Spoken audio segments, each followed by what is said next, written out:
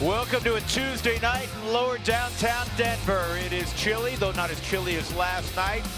And it is go time. The Rockies, 5 more ball games trying to secure a spot in the 2017 postseason. And once again, they'll try to solve the riddle that is the Miami Marlins. They're 0-4 against Miami this year. They're just 2-5 the last 7 times they've played them here at Coors Field. And Tyler Anderson hopes to provide some answers for the Rockies as he will have the baseball. Number 44, since his return off his knee surgery, the knee scope, has been pitching really good baseball. And the last time at Coors Field, he didn't give up a run. No, he didn't. He was fantastic. 6 strikeouts against the San Diego Padres, and he faced them again in San Diego last week, took a loss. But we know how good Tyler Anderson is, especially at home. Look at the numbers from the second half of the season. He's 6-4 with a 3.43 ERA. Tyler, when he's at his best, commands a cutter on the outside part of the plate and then can mix in the changeup. Tonight's an important night for the Rockies. 5-6 on the season for Tyler Anderson. 79 innings pitched, 76 strikeouts to 26 walks. A lot of those numbers, the inflated ERA, came in the first half. It's time now for the Colorado Lottery pitch probability. Fastball about 91. There's been a little bit of a drop compared to earlier in the season, throwing about 48% of the time. The changeup is his best secondary pitch, but really of late, he's using his cut fastball a lot more. He's the cut fastball in his last start 30% of the time. Let's take a look at the Southwest batting order for Don Mattingly's team. They'll have D. Gordon leading off and then Giancarlo Stanton batting second. And if I told you yesterday that those two combined would be 0 for 10, you'd say that's a Rockies win, right? Unfortunately, it was not, as the Rockies fell 5-4. They did keep those top 2 guys quiet. Yelich, Marcell Ozuna, last 10 games, he's hitting .405. He's a good player. JT Realmuto, Justin Bour. Brian Anderson, he plays against lefties at third base. And then it's Miguel Rojas, who has been red hot with the bat, and he drove in a career best 4 last night. Jose Urena is on the mound tonight for Miami. We'll have more on him when Miami's in the field. So there's Stanton trying to get loose, and D. Gordon will make his way to the plate. That's quite a contrast when you see those 2 guys stand next to each other. Literally, Stanton, I think, weighs 100 pounds more than D. It's like lightning and thunder or fire and ice. I mean, these 2 guys, incredible. Baby brothers, Aaron Judge, who just set the rookie record, 50 homers the other night, hit 2 in New York, broke Mark McGwire's all-time record. Aaron Judge and Giancarlo Stanton, 2 power forwards that play baseball. So here we go. Tyler Anderson against D. Gordon, and we're underway. And the first pitch is in the air to left field. It's the same thing that happened yesterday. Ball was a little bit more on the line last night, right at Ian Desmond on the first time that D. Gordon faced the Rockies. So 1 pitch, 1 out. That'll bring up Stanton. Here's the Rockies defensively. Desmond, Blackman, and Cargo in the outfield. Cargo had missed the last 2 in terms of starts. He did pinch hit in the 9th inning yesterday. Arenado, Story, LeMahieu, Mark Reynolds in the infield, and Jonathan Lucroy, who we were bragging on what he's done offensively, but his catcher ERA is outstanding since he put on the purple. Stanton takes a pitch down, ball 1. He didn't get a ball out of the infield yesterday. The Rockies, in particular Tyler Chatwood, really pitched well against him. There's that catcher ERA for Lucroy, 2-0. How about in games that Stanton gets 2 or more at bats and goes hitless this year? Miami's 10-35. He was 0 for 5 last night. Yeah, as we said, you know, you really like on paper when you looked at that the Rockies' chances for a victory, and they came back. They were down 5-1, got to 5-4. Lucroy, remember, he led off the 9th inning with a walk, and that was after the miracle in the top of the 9th where the Rockies somehow worked themselves out of a bases loaded, nobody out situation. You just felt like it's going to happen. Unfortunately, it did not. Here's the 3-0, and it's fouled off. Even the foul balls go a long way. Wow. Don Mattingly was telling me on the field this afternoon that He hit a ball in Arizona in BP that, if the windows were open, would have just gone out left by. Come on. Donnie doesn't have to exaggerate, does he? There's a strike, 3-2. You know those big panels, right, Spilly? It's incredible. Pitch one, it was in the super strike zone, called a ball. Last night, Brian Gorman's zone was not given to the low strike. Above the belt was good, but not down. Here's the 3-2. And it's right at Mark Reynolds. He'll put out the stop sign on Anderson. Take it easy, brother. I've got it. 2 outs. Good pitch. Change up away. So Anderson comes all the way back. Brian Gorman's a really good umpire. I know we've talked a lot about strike zone this year. The one thing that I don't understand is that every pitching coach from the time a kid first picks up a baseball hears work low in the zone, work down around the knees, work low in the zone, work on the edges. Well, you should get rewarded when you hit that spot. Sure. Dan Iasonia behind the plate tonight. Here's Christian Yelich. He takes a heater for a strike. We've seen more pitchers over the last 2 years elevate the fastball. So if you get that pitch called, it's fine. But not every pitcher can throw the elevated fastball. Tyler Anderson can. Slider, and that's fouled off. 0-2. Yelich has been scuffling a little bit of late. 9 for 47. But as Spilly pointed out, this is a really gifted kid. In fact, when he was coming out of high school, he was rated by some publications as the best natural hitter in the draft. Swung on and missed, not against Anderson here. Terrific start. He gets a weak ground ball off the bat of Stanton, and on 3 pitches he strikes out Yelich. Good job, Tyler Anderson.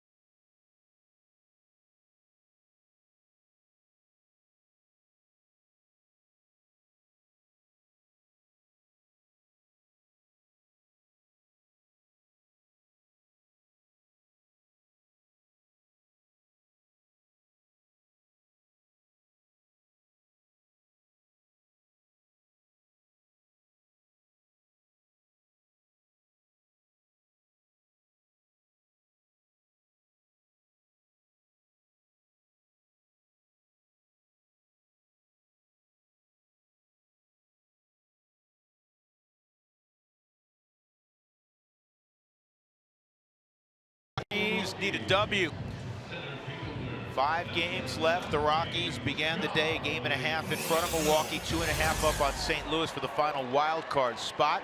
Southwest batting order: Blackmon, LeMahieu, Cargo back in there in the 3 spot.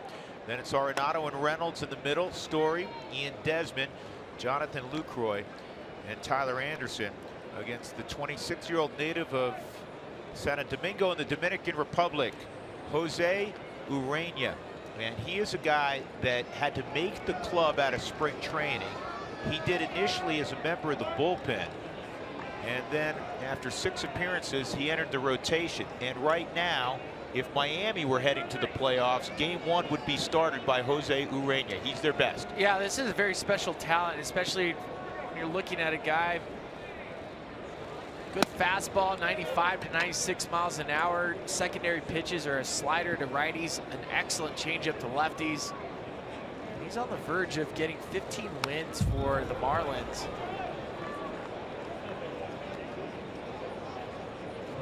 Good fastball, 96 miles an hour. Uses it primarily just to first time through the lineup. And he'll go to the slider and changeup heavy second and third time through. And his secondary stuff's really good.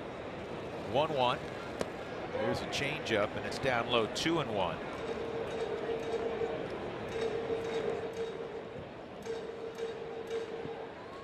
Charlie's 3 for 8 against Urania. And it's 3-1.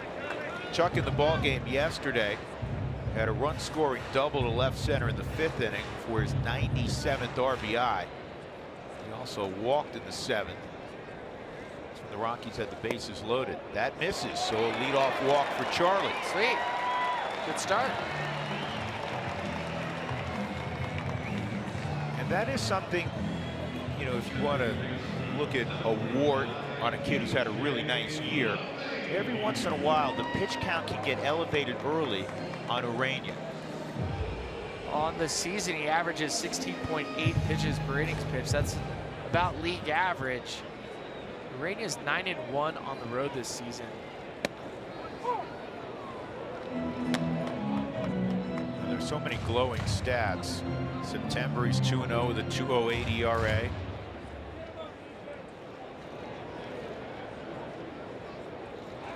They're 17-9. The Marlins are when Urania is on the hill, which is that much more impressive when you look at Miami's record of 74-82. But the Rockies have seen him. LeMahieu's got 9 at bats against him. He takes another strike. He's 2 for 9.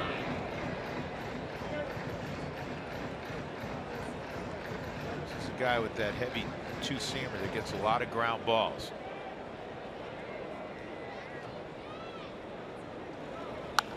This is fisted to right, a base hit. See if Charlie can go first to third. He will. The throw is going to go through, and it is blocked nicely at third by Anderson. Good start for Colorado. The table setters, Blackman at third, LeMahieu and 0-2 base hitters at first. All right, you gotta love the Rockies offense. Get that walk, even with 2 strikes. DJ LeMahieu, so good. Now it's a lot easier for an inside-out hitter like DJ to handle the fastball in. Just pull your hands in and let the bat drag through the zone.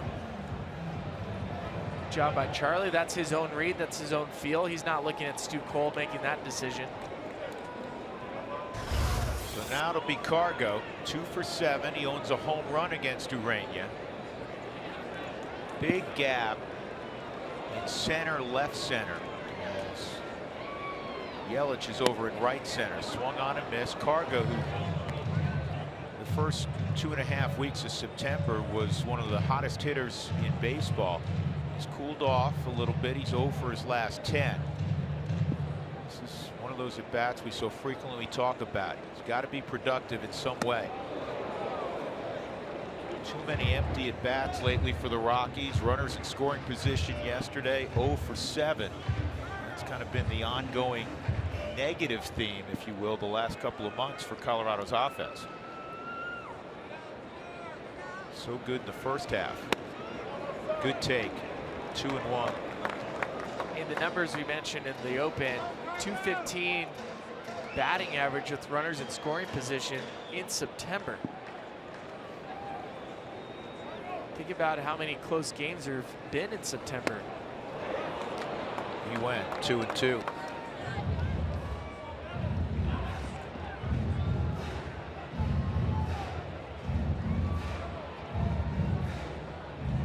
lanky kid.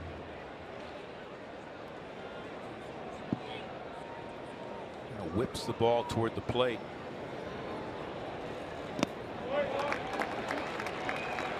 When he signed as a free agent, a young free agent out of the Dominican, he chose to sign with the Marlins because he felt like the Marlins fast-tracked young arms to the major leagues. And that's why he decided to pitch for Miami. 3-2. This is bounced right over the bag. It's going to be a double play. The Rockies will get a run, though. 1-0. Not ideal, but the Rockies on the board.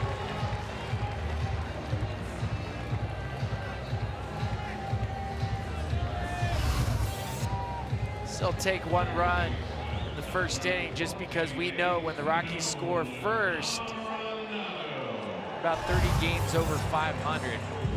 Love to keep this rally going.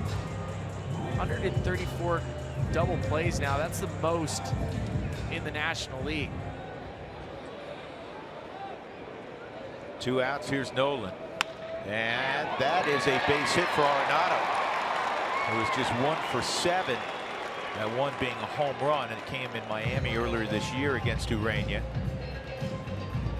And Mark Reynolds will follow that base hit.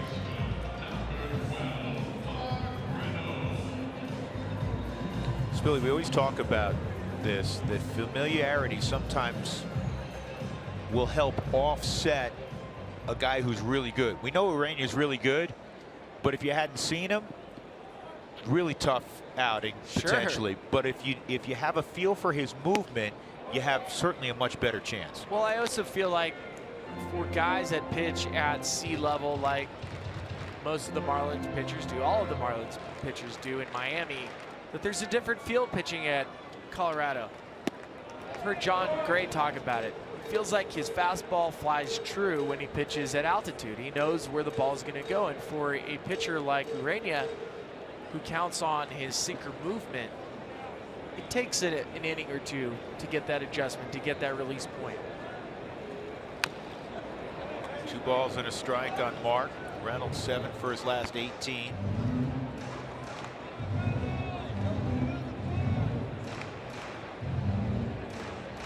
So easy sitting there. I'm sure as a fan at home thinking this way, that while the Rockies have kind of scuffled since that 6-2 road trip, you say, man, wouldn't it be nice to see Reynolds hit a home run? Wouldn't it be nice, you know, a moment ago Cargo to launch that 3-run homer we've so frequently seen in the past. Whatever it takes, they just got to grind out a W tonight. They have a 1-0 lead here.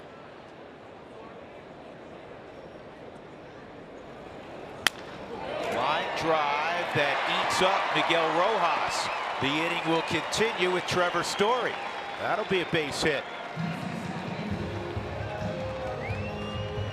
So far, the Rockies hitters have been very aggressive against Urania. Urania came into today's game with a 136 batting average against them in the first inning. The Rockies have already knocked out 2 base hits. On the Subaru Supermo, how the ball just short hopped Rojas, a very sure-handed shortstop, on his forearm. Now Trevor Story. It's 2 at-bats against Urania for Trevor. He's 0 for 2. Ball 1.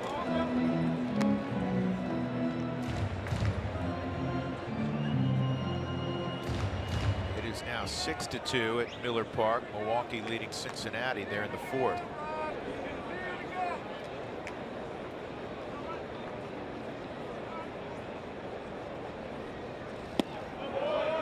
Two and 0.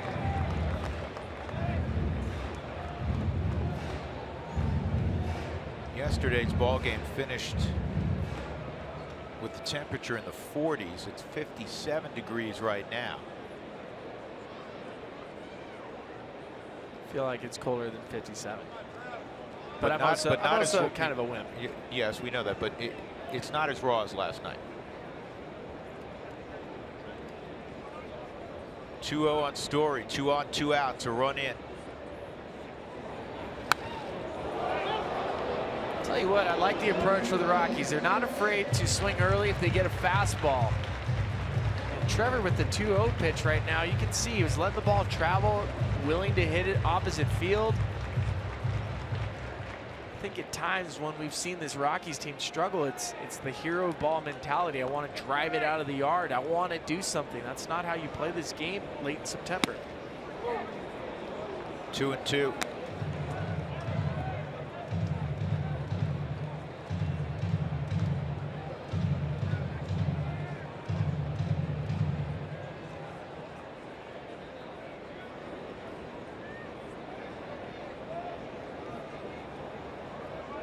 Nolan at second, Reynolds at first.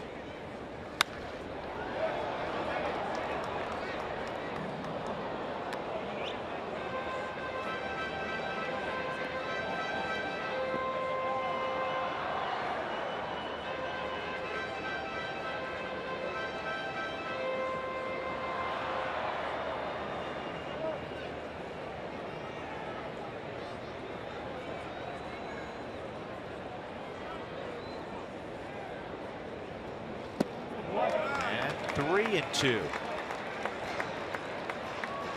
This is where you want the bonus. They've had Urania in deep counts. He's given up a run already. He's thrown 26 pitches. Now get that bonus run or two.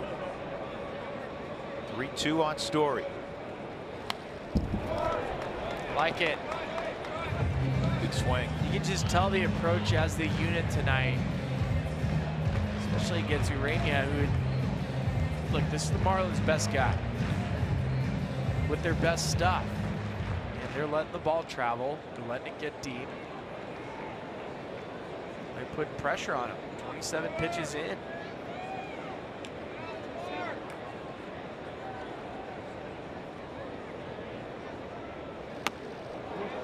Good at bat going for Story. Spilly yell from the dugout, from the booth. Win it, right? And with the at bat, let's go. Walker or knock.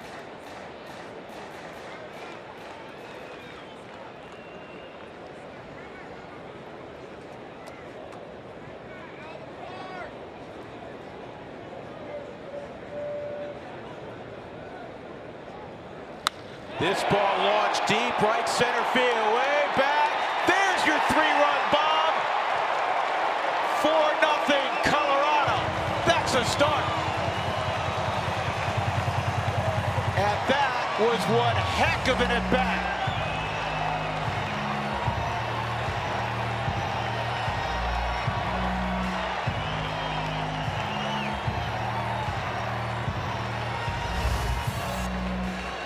I love Trevor's approach. The entire at bat, he was letting the ball travel. You can see it on the Subaru Supermo.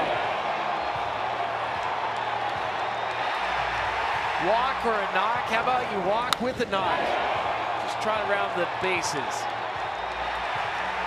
23 home runs now for Trevor Story, 76 RBIs.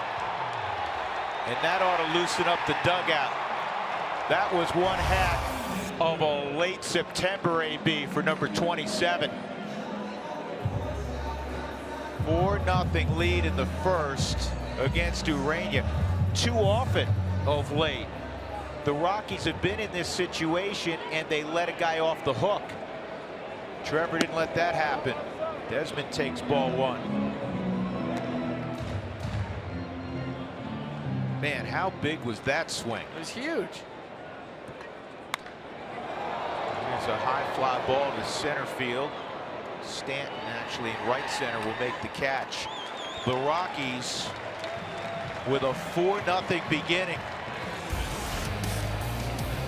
Trevor Story to right center field.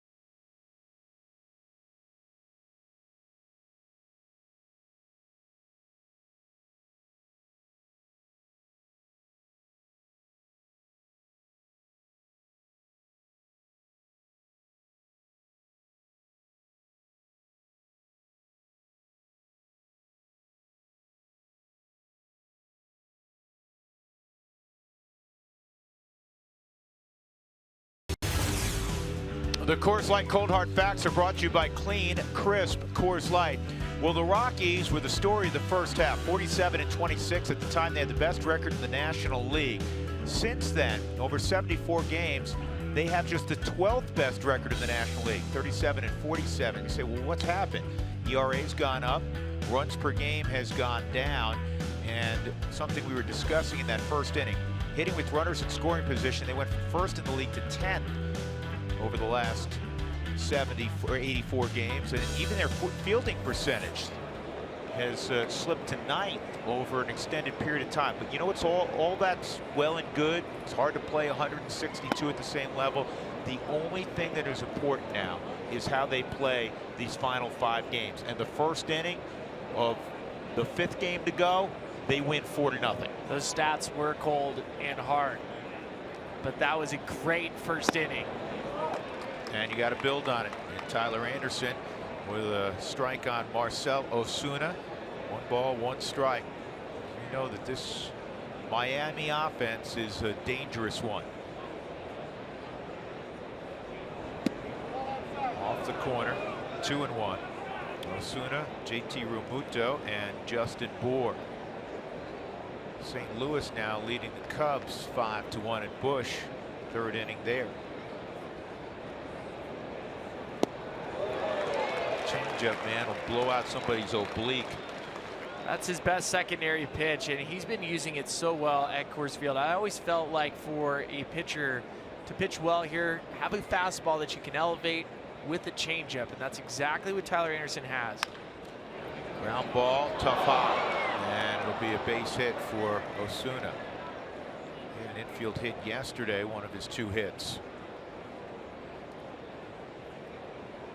It's a topspin second hop. That's an in-between hop. This is, you know, you just, if you make this play, it's just all good luck. That one is tough, and you have Trevor right behind you. I'm not sure if it's an easier play for Trevor or not. Regardless, it's a hit. JT Realmuto, career .365 hitter against Colorado. First pitch strike.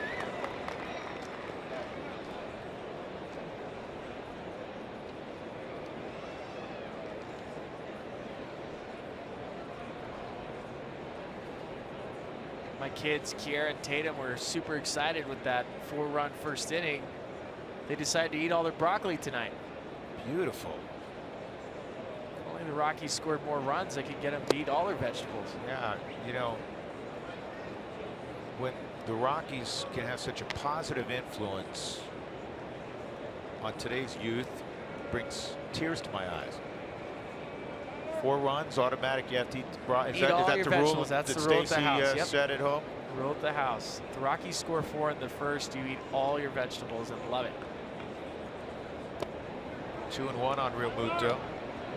2 for 4 yesterday.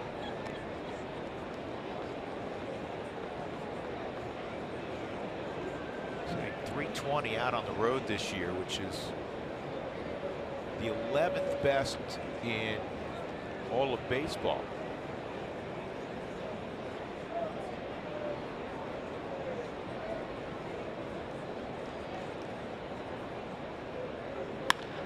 Line to deep left, but right at Desmond.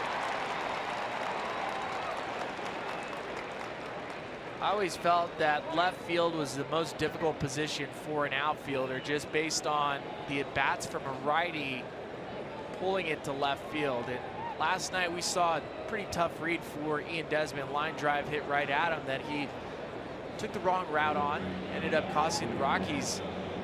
But that's a tough spot. Left field is difficult. Center field's the easiest. Right field I always felt was the most comfortable. Especially here at Coors Field, you're required in left field to cover a lot of ground. Here's Justin Bour.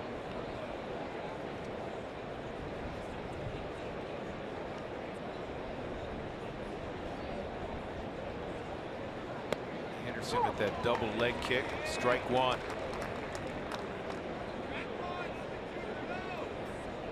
Tyler out of the University of Oregon.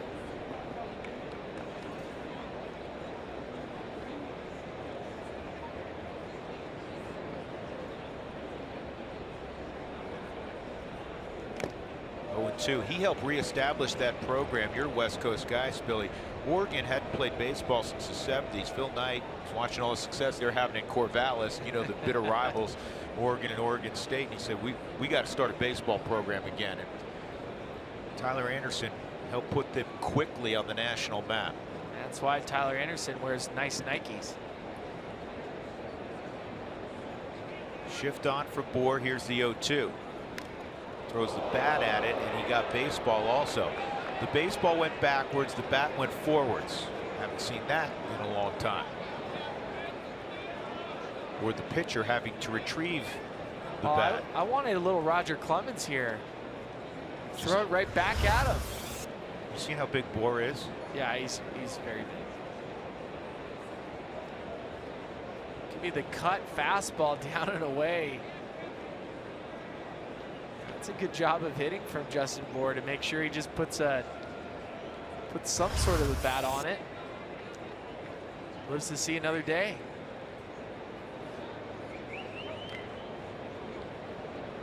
Check on Osuna at first, 1 out.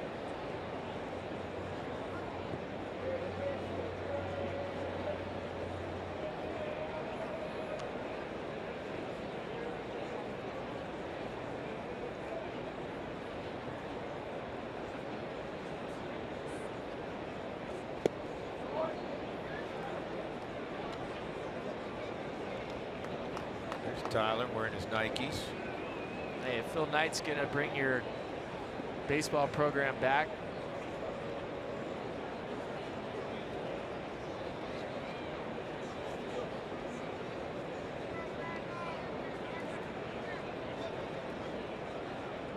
One-two. This ball right at Story to Arenado. Nolan gets to work around the bag a little bit. 6-5-3. It's basic nice. 6-5-3 inning-ending double play. Rockies leading 4-0, middle of 2.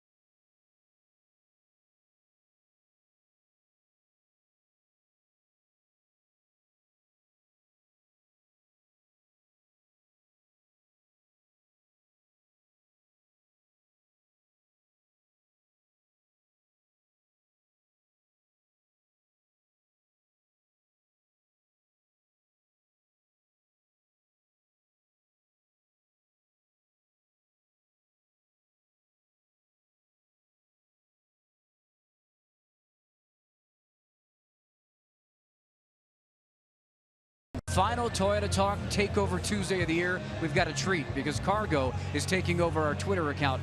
Peyton asked, hey, what's your best favorite accomplishment you've done in baseball? Cargo's answer, the fact that he was able to sign a contract with Arizona when he was 16, got $200K and bought his parents a house. How about that answer from those at Cargo, huh? You know what? And knowing Cargo as we all do, that doesn't surprise any of us. I had a great conversation tonight during dinner with some scouts, and one of the scouts, I'll tell you, Bob Gebhardt, who was with Arizona when Cargo was signed after his stint as the general manager of the Rockies. Geb's now working with the St. Louis Cardinals. 1-0 on Jonathan Lucroy. This is popped up and it's going to get out of play. And he said, and Geb's been around forever, he said sometimes a young player, 18, 19, especially from Latin America, you could get one, maybe negative report where it has something to do with maturity. And he said sometimes some organizations will put a black mark on a guy, and he said that is so unfair with everything, especially that a young kid who's trying to learn a new culture, a new language is dealing with. That evidently is not a foul ball. Buddy Black's going to come out and question Dan Iasanya.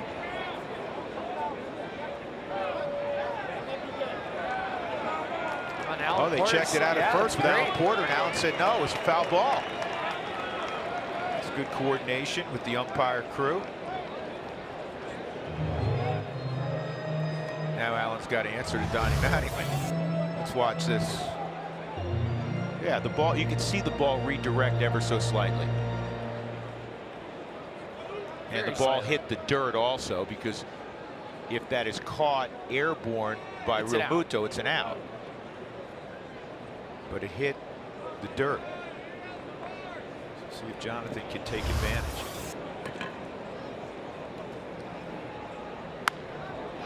Slowly fisted to short. Rojas with quick hands.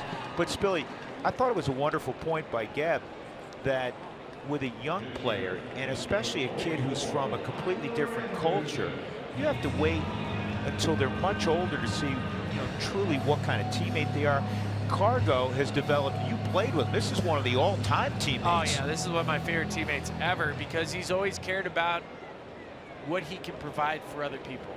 And I think that's what makes good teammates, is the guys that care about people more than themselves. They give themselves to their teammates, and that's what Cargo's always done. And I think more importantly, when you look at players that come from Latin America to here, to give them that opportunity to assimilate, to learn the language, because it becomes frustrating. There were so many times I would go to Subway in the minor leagues with my guys, and some of the Latin players would just order the same thing that we had, not because that's what they wanted to eat, because they couldn't. Sure. They couldn't order in our language. Anderson goes down, 2 outs. That'll bring up Charlie. Rockies up 4-0 with 2 outs. I've said this before, and I know that you agree with me, and you went and played winter ball. You played winter ball in Mexico. That for an American kid, it's such a tough route getting to the big leagues. You have to be insanely talented, unbelievable work ethic, drive, perseverance, mental toughness. But think about that, and it's quadrupled for a kid who's trying to learn a language and a culture. He's thousands of miles from home. I think for one off season in winter ball, every kid who grew up in the States should have to go and play in Latin America. Well, let me throw this at you. When I played winter ball for 5 years in Mexico, the reason why I was allowed to go play in Japan, why Japanese scouts even considered me, was because I went and played winter baseball in a foreign country. And they felt like American players that hadn't done that, they don't do so well in Japan, because of year after year that they've brought guys that have gone over, they go home early. They're not used to it. And typically they'll use Latin players over American-born players because they're used to going overseas and assimilating to a different culture. Interesting. Charlie with a 2-strike count. He got that Rockies rally started with a walk. He almost got hit there. And the run he scored, it's really becoming comical. The run he scored, Spilly, in the first inning was the 135th run he has scored this year, which by far leads Major League Baseball. 135.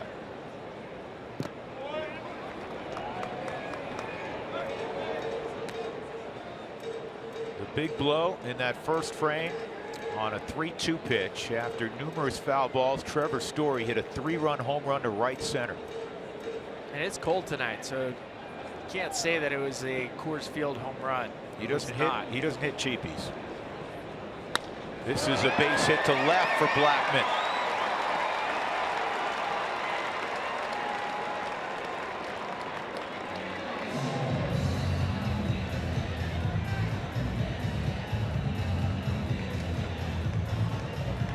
fans, when the Rockies score 7 runs or more and they're on their way tonight, go to participating Taco Bell locations the next day between 4 and 6 and get your Rockies taco special, Lip Mas at Taco Bell.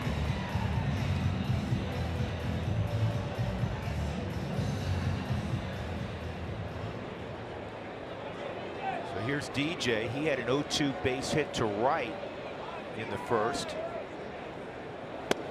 There's a strike. So a little bit more on Charlie's 135 runs. That's 5th most in Rockies history. The club record he's just 8 away from. Larry Walker in his MVP season, Spilly, in '97, 143 runs scored. He's close.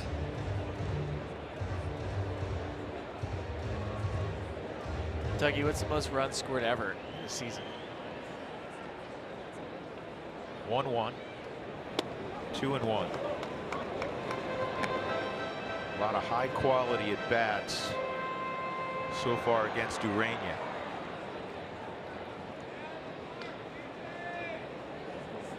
He's already in the neighborhood of 50 pitches.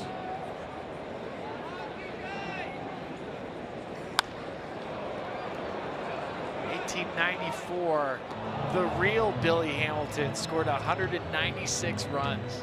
1894. But that was back when you had, the pitcher brought his own baseball and he could make it any way he wanted. It was, truth be told, folks, I don't know if you know this, that was Dougie's favorite era. Inside 3 and 2, so you get Blackman moving. Well, Dougie likes all the names. He's a name guy and a nickname guy. Three-fingered Mordecai Brown is a pretty sweet nickname.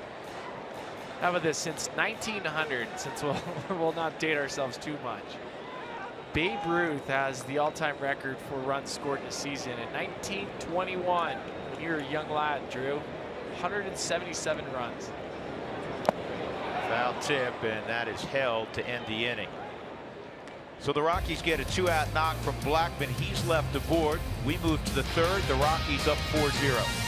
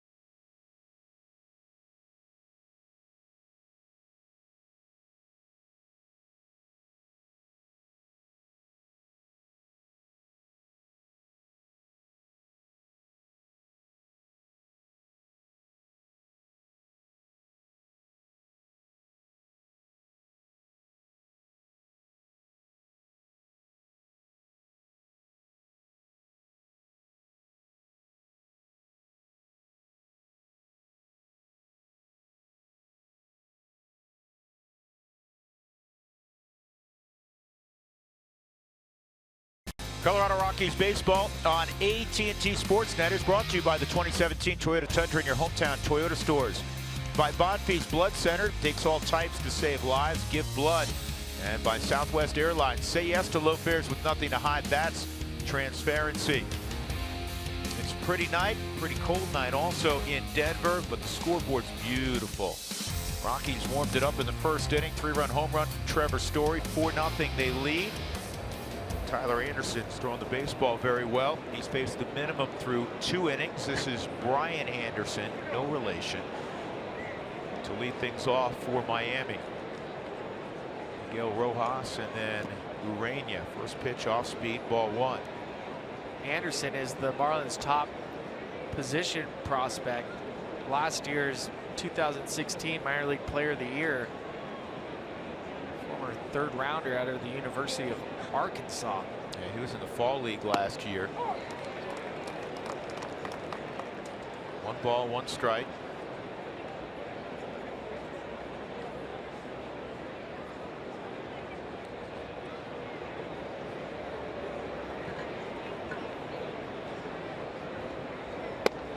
Good looking pitch on the inside corner, 1-2.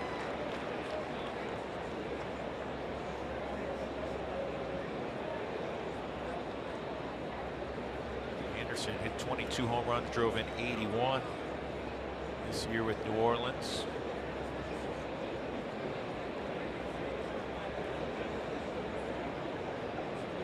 Actually, that's 2 levels of baseball. He was in Jacksonville also.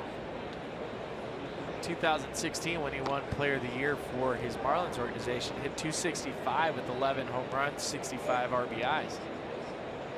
That first year, Spilly, going back to when you came out of UCSB, which was a bigger transition, going from college baseball to pro ball, or when you went to Double-A for the first time? Swung on and missed. Anderson is gone. I would tell you that the shock of seeing the size of the athletes as very first time out of college to see short season. Ron Gideon was there. He's quality control coach now for the Rockies in the dugout, but there were some large humans in the first rookie ball. And that was visually, it was shocking, but I think the biggest jump for me was from high A to Double-A. There's Ron Gideon. Ron's 6'3". Giddy's a big man. His son, Bubba, you know, He's aptly not named, small. right? Bubba can swing the bat a little bit also. It's a pro ball. Giddy was a really good player, and he became a two-way player because of injury late in his pro career. This is fouled off by Miguel Rojas, the hitting star from last night. So you felt that the biggest jump, and I was going to really give you 3, because they always say, you know, getting to Double-A, that's the demarcation point where you kind of separate the men from the boys. But and then the obvious one is once you reach the big leagues. Well, I also felt that AAA was the biggest grind, mental grind that you have out of all the minor league stops. It's just because the travel is a nightmare, and you're dealing with former players that have been in the major leagues that may not be the happiest of people. 0-2. And so I felt like the most influence that you could have, good or bad, comes from AAA. I was fortunate that there was a lot of great veterans for me. Tom Wilson, guys like Todd Green. Greeny's here tonight. Greeny's here scouting tonight. for Arizona. That influenced our group, my group in 2005 and 6, to be good professional athletes, be good major leaguers. And then, of course, yeah, get to the major leagues, the jump is huge. But for me, I thought the biggest grind mentally is AAA baseball. Consistent velo going from college to pro ball. Yeah, I mean, anytime you go from college to pro ball, you're going to see a jump in velocity, but you can catch up to that. 1-2. And a defensive swing by Rojas. Rojas has hit in 9 of his last 10. Over his last 14, he's hitting .356. It's been his best offensive stretch of the year.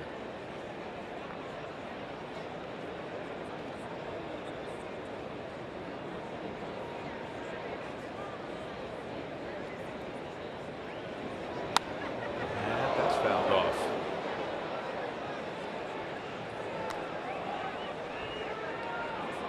This kind of next number epitomizes last night's game from the Rockies' perspective.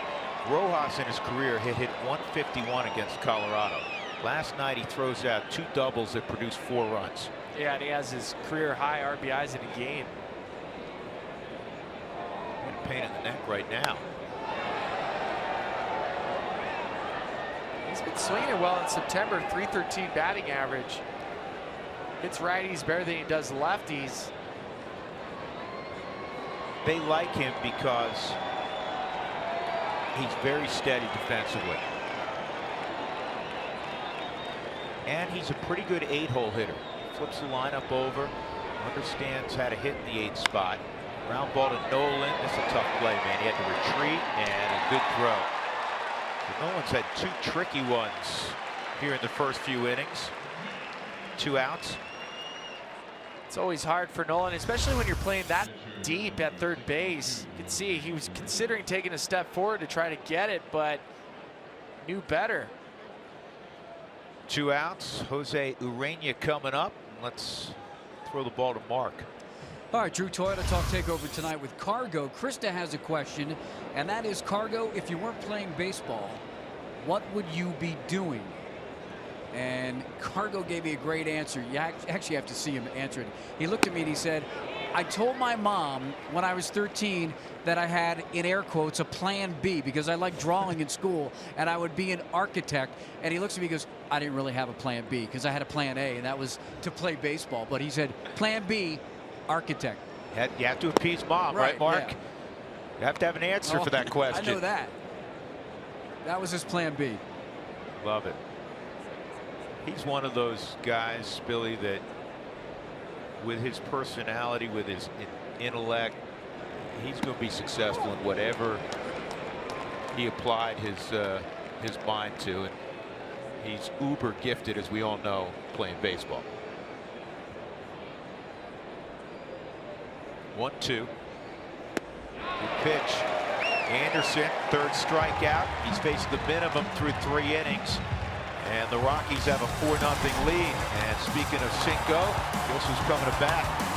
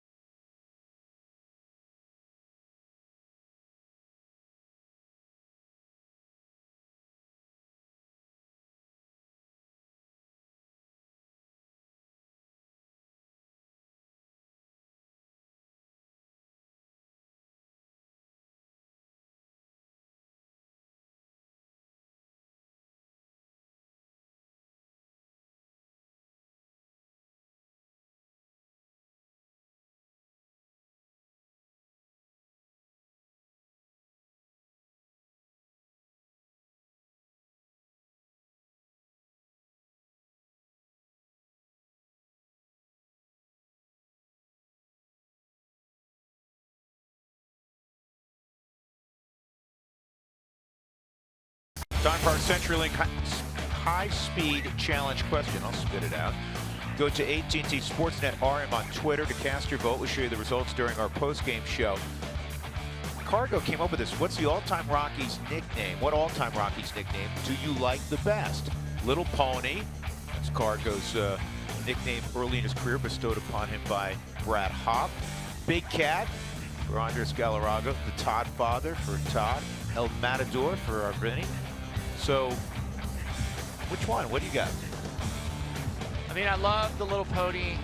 I think the Todd Father's great. Todd Father had that way before Todd Frazier. I don't know. I always remember the Big Cat. I always thought that was the coolest name. I love the Big Cat's a great one. I love Little Pony also. Mark, what did Cargo say? Yeah, what do you think he said? He looked at me and he went, the Todd Father.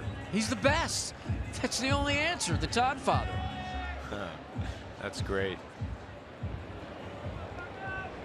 Well, here's Little Pony right now. He grounded into a double play his first time up with runners at first and third, and that's how Blackmon scored. But then the Rockies rallied with 2 outs, an Arenado single, a Reynolds single, and then after a lengthy battle, Trevor Story hit a 3-run home run against Jose Urena. Outside, ball 1 on Cargo.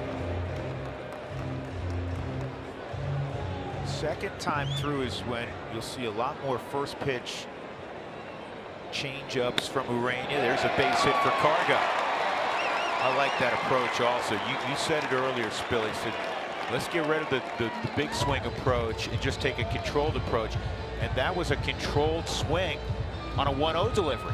Seen 1, 2, 3, 4, 5 singles tonight for the Rockies, and several of those have been opposite field. Have to have a controlled approach against a good pitcher like Urena. We haven't seen those good approaches. Maybe name recognition is why the guys have been swinging a little bit bigger. You see the names that the guys have faced over the last week, and you're probably thinking, let's go. I can get some numbers here. And the Rockies have been tamed by, let's be frank, some middle of the rotation type guys that, favorite sports phrase, on paper, you really like the Rockies' chance to put up big numbers. It's fouled off by Nolan. 1 ball, 1 strike.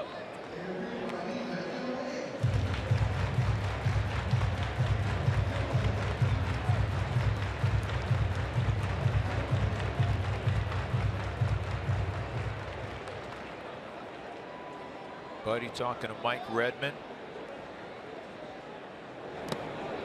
2-1. Nolan, with his sac fly last night, moved an RBI in front of Stanton for the major league lead.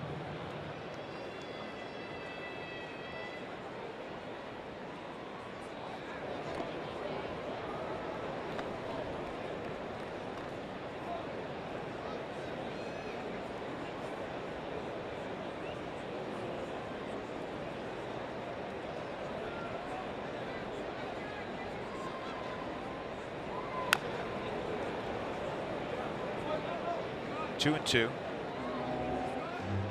For the second time in his career, Arenado has more than 40 doubles and more than 30 homers. 2 other Rockies have multiple seasons of 30+ homers and 40+ doubles. The Todd father and one Matt Holliday.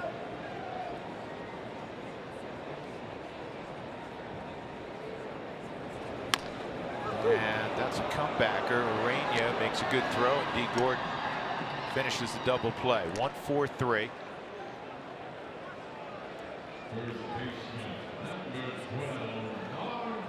Be at Coors Field for the final home games of the regular season as the Rockies take on the Dodgers September 29th through October 1st. Purchase your tickets online at Rockies.com.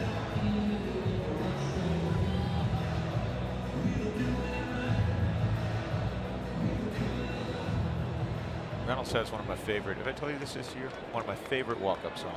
You like that song? I do.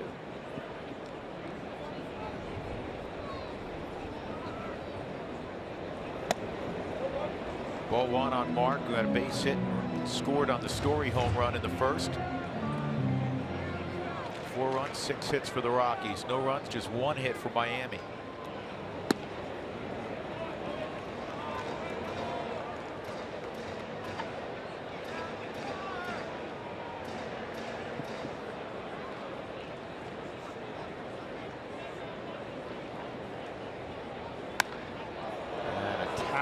Pop-up. D. Gordon right around the bag. Makes the catch. That's all for the Rockies in the third. They will carry a 4-0 lead to inning number 4. Tuesday night at Coors Field.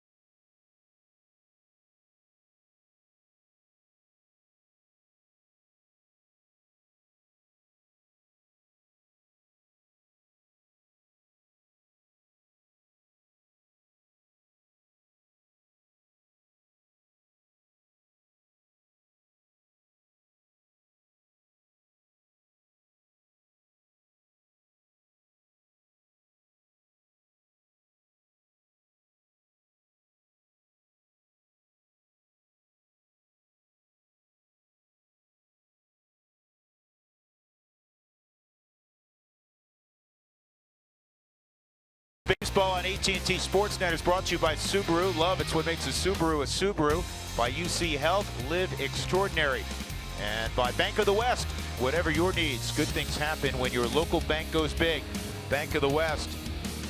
The Rockies went big in the first. Trevor Story hit a 3-run bomb. And Colorado leading the Marlins 4-0. They need victories down the stretch to hold off Milwaukee and St. Louis. Two teams pursuing them for the final wild card spot in the National League. Top of the order in the 4th inning for the Marlins: D. Gordon, Giancarlo Stanton, and Christian Yelich. D hit a fly ball to fairly deep left field his first time up. Nolan in on the corners in case Gordon were to lay down a bunt. And he takes ball 1. Gordon is second in ground ball percentage in all of baseball, which is a good thing for D with his speed. And that's a base hit. Charlie, mindful of Gordon's speed, gets to it in a hurry and throws a one-hopper to the bag. So a lead single for Gordon, and that'll bring up Stanton.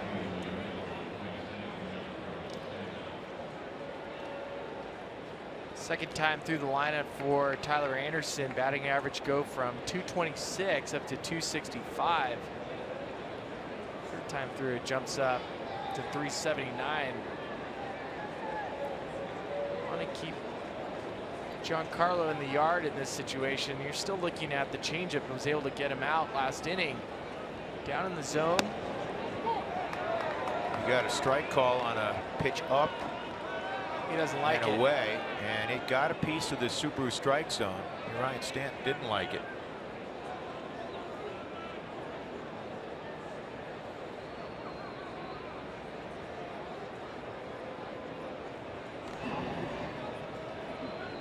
Stanton this year in 30 ball games against the West has hit .395 with his staggering 16 home runs.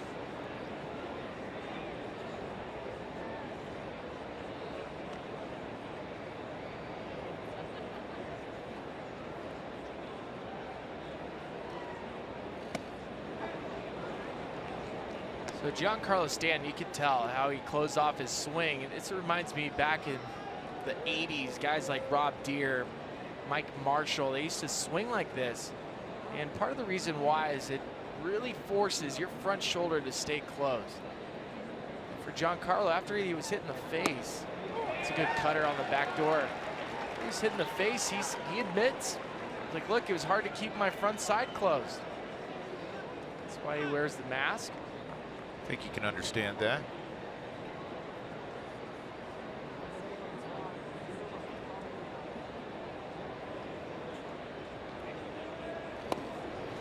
Good job by Lucroy getting to that baseball. 3-2. If Gordon will be moving here, even with the 4-0 deficit. It's not only early enough in the ball game, but D. Gordon has world-class speed when it comes to baseball players.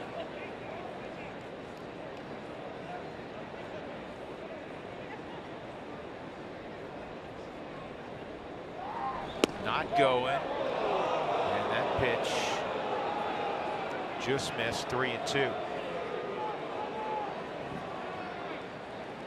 Well, I don't think he was outside. I just think it was down. Maybe Stanton's complaint on the first one bought him that last pitch. Well, we've seen high strikes called the last 2 days, just not at the bottom of the zone.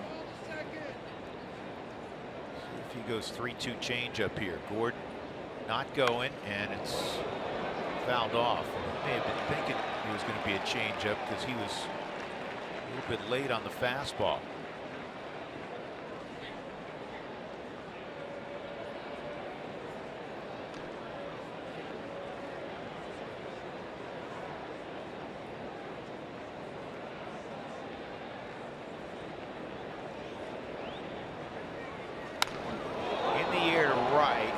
Cargo has plenty of room.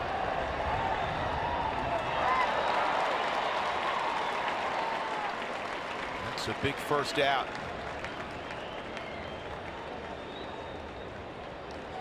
Christian Yelich, who struck out his first time, will step up.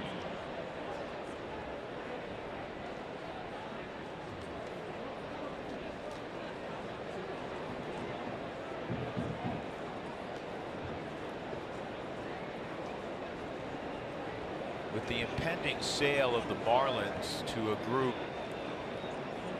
not necessarily led financially by, but by name recognition, Derek Jeter, it is going to be a fascinating offseason when it comes to the Marlins.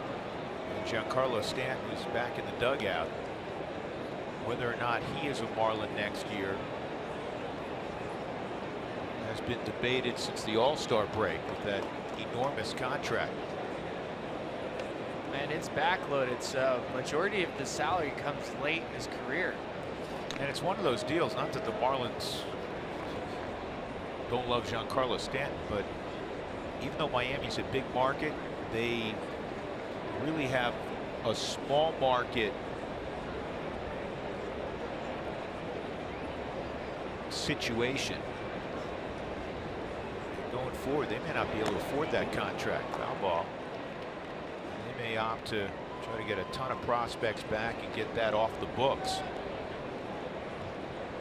Don Mattingly's done a great job, especially this year, given, you know, a year ago, talked about it a year ago yesterday, losing Jose Fernandez. He's kept Miami for most of the year in the thick of a chance to go to the playoffs. They were 66 and 63 at one point, and then they lost 10 out of 11.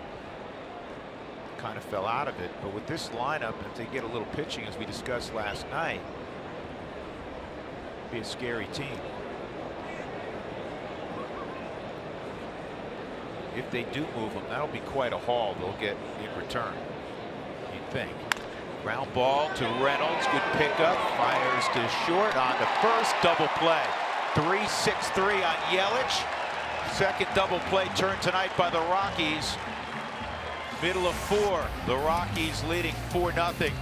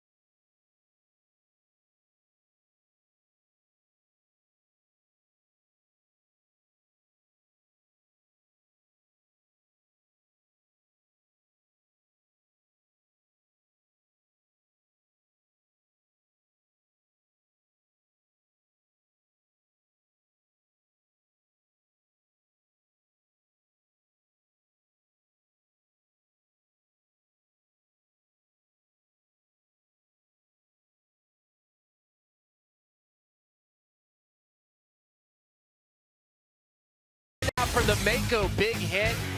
He's back to the first inning. Trevor Story, quiet approach, letting the ball travel. We saw a 2-0 pitch. He hits the ball opposite field, takes a fastball down the middle, 2-1.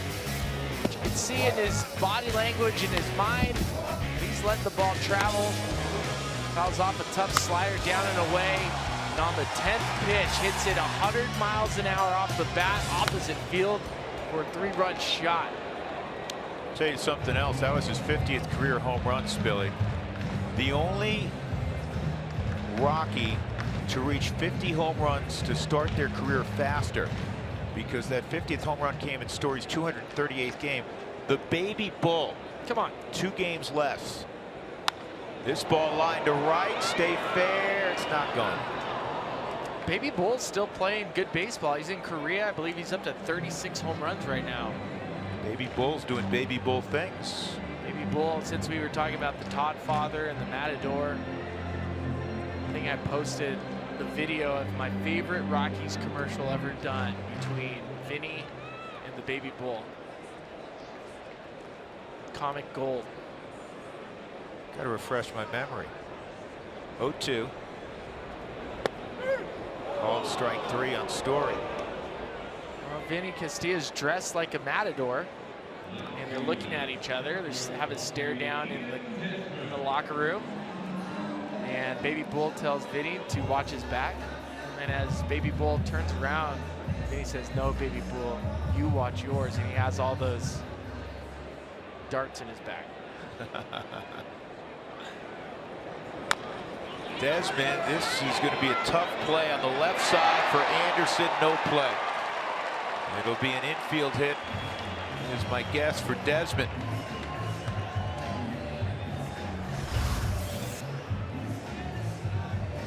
Desmond hits the ball off the top.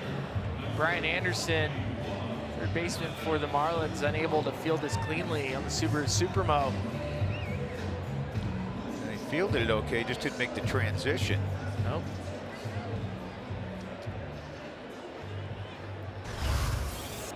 Desi has 90 hits, 22 are infield hits. And now you have his speed, his base stealing ability at first base with Jonathan Lucroy at the plate. They are giving him a hit. So 22 infield singles for Ian Desmond out of his 90 hits. And we were mentioning D. Gordon. D. Gordon leads Major League Baseball with 39 infield hits.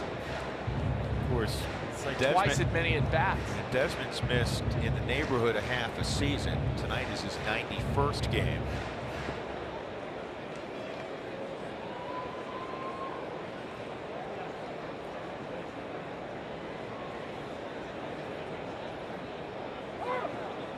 That was a straight hold in that Urania was never going to throw that ball to the plate. No.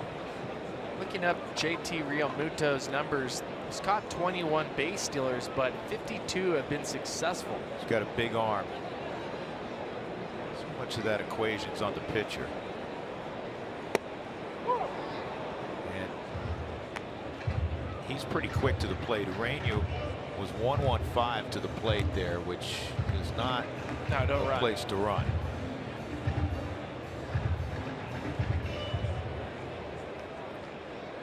Lucroy 13 for his last 32 at the plate, a 406 average. 2-1. One of the other things speed does is it deflects focus.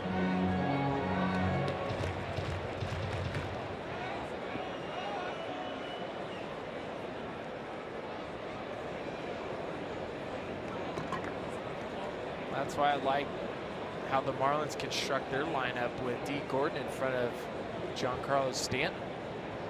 It's great. Puts so much pressure on a pitcher to throw strikes,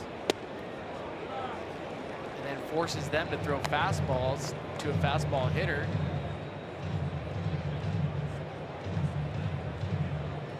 This is again where Lucroy, we've harped on this a bunch. This is where he's so good. He's a high on base percentage guy, 3-1. He's going to be a high quality striker. He's not going to swing. And that's a great example of it. It was a strike, maybe. Just off the edge of the Subaru strike zone. But it wasn't one that Lucroy was going to be able to do a lot with. Don't think Desmond will go here with the pitcher up next. He is going though. Ball 4. So the Rockies have 2 on. Anderson will try to move them along for Blackman as we go downstairs again to check in with Mark. You know, Cargo's taking over our Twitter account tonight, Toy to Talk Takeover, and I didn't tell him who sent this tweet in, but it said, hey, Cargo, who's the best right-handed pitcher that threw under 90 you have ever played with? Hint, his last name rhymes with dog. Cargo looks at me and he's like, Josh Fogg? And then I said, yeah. Fogg sent this tweet in, and he said, I saw Fogg for the Rocktober weekend when he was here, and I asked him, could you pitch in this game? And Fogg said, I'm not ready. And Cargo said, I looked at Josh Fogg and I said, you were never ready when you pitched anyway, and you still got people out. That's great. And by the way, Fogger, I hope you're looking in from Florida tonight. Dog and Fogg do not rhyme. No. They look like they should rhyme, but they don't. Desi just got his hand back underneath.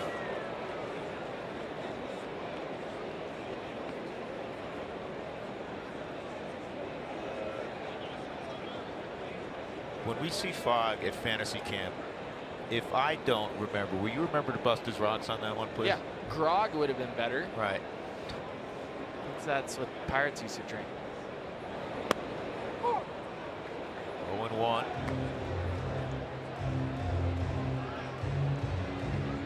Anderson will be trying to get that bunt down toward third base.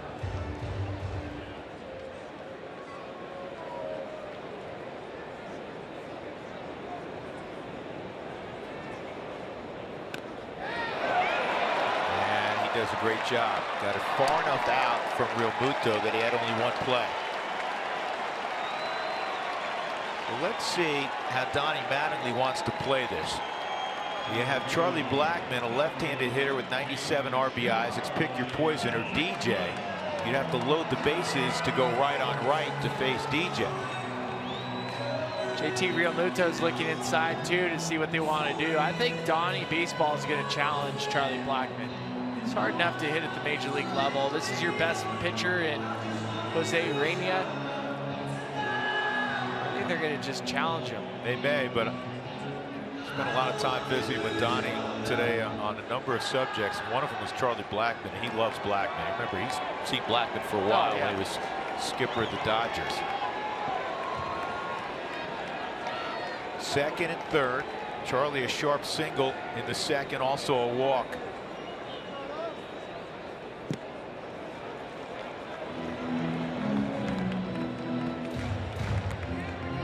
Good job, Tyler Anderson, executing that sac bunt.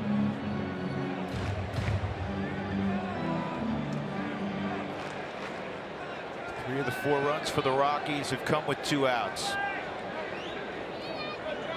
Knock here would be huge. 2-0. That's the pitch Urania wants to use with Charlie Blackmon, is the changeup. And that's enough. Donnie Baseball's seen enough. Well, he doesn't want to face Blackmon with a 2-0 count.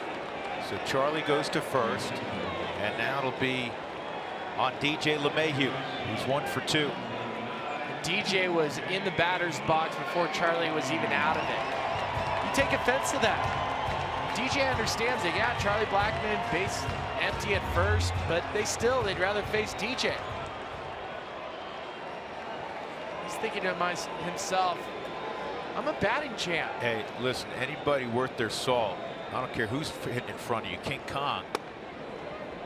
Literally, Barry Bonds, Giancarlo Stanton, Nolan Arenado. You got to say, all right, man, you want me? 1-0 on LeMahieu.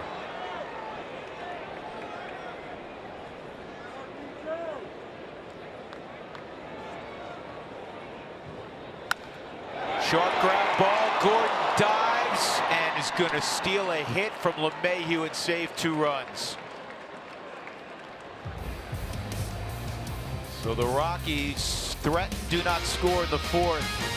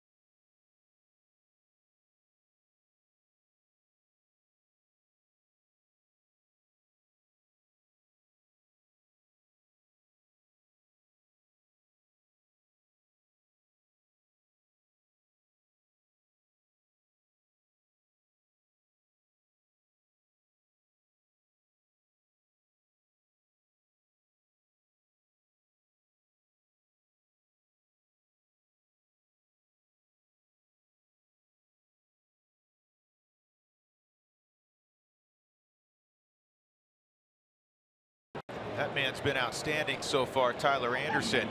Every player has their own unique ways of getting up for a game. Here's what Tyler looks for in this evening's UC Health Rock Your Routine. Craziest rock I can find. So I need like something to get me up and then something to bring me back down. After workouts, I like to go home and secretly listen to some Michael Bublé. Confessional. Hit it. Hey, Michael Bublé that's a classy individual. What do you got, Spilly? Come on. How do you not use Michael Bublé to get yourself up? You know what I'm saying? Like, that's what I put on to pump myself up when I'm working out. Not me.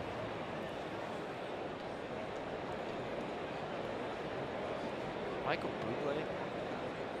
Didn't see that one coming, did you? I did not see that one coming. Marcell Ozuna in the 5th inning.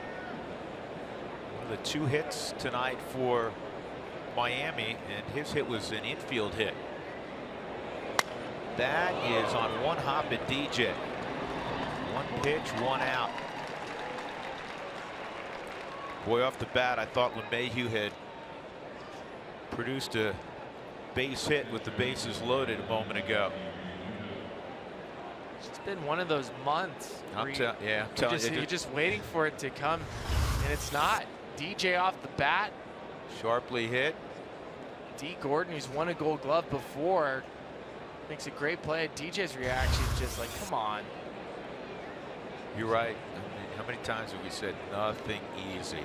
Nothing easy for this club in the second half, and especially down the stretch, trying to secure a playoff spot. Here's Real Muto. He hit the ball harder than any Marlin tonight. He hit a line shot, but it was right at Ian Desmond.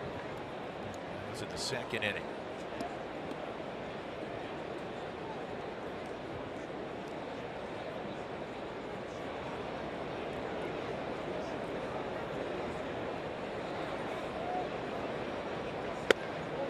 Side on Real Muto.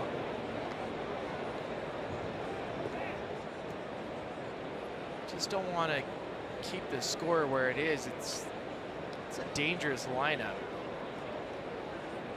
Tyler's doing a great job keeping them hanging zeros.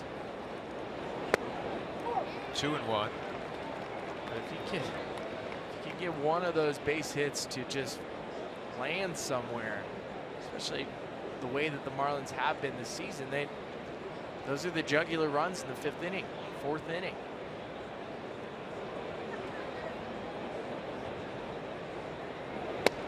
And another strike. 2-2. Kid out of the small town in Oklahoma. High school quarterback.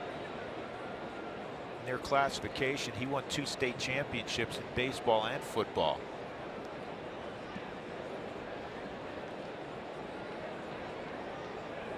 Two on Real Muto. There's kind of a quick pitch that just missed. He removed one of his leg kicks. More and more guys are going to that, Spilly. And you see how effective it is with Chris Russin. And of course, I mean, it's your teammate that uses it so efficiently. Got him. It's a good pitch. 2 outs in the 5th inning, and that is strikeout number 4 tonight for Tyler Anderson. I just love the sequence. Quick pitch, the pitch before with the fastball in, and then he throws a little bit of a cut with this fastball. Real Muto's looking in. You can see the front hip is leaking. It means he's cheating to try to catch that fastball in. And that's a pitch Clayton Kershaw uses, the back foot slider to righties. That has won him basically a Cy Young every year since he's had it. Justin Bour at the plate. Bour bounced into a 6-5-3 double play his first time up.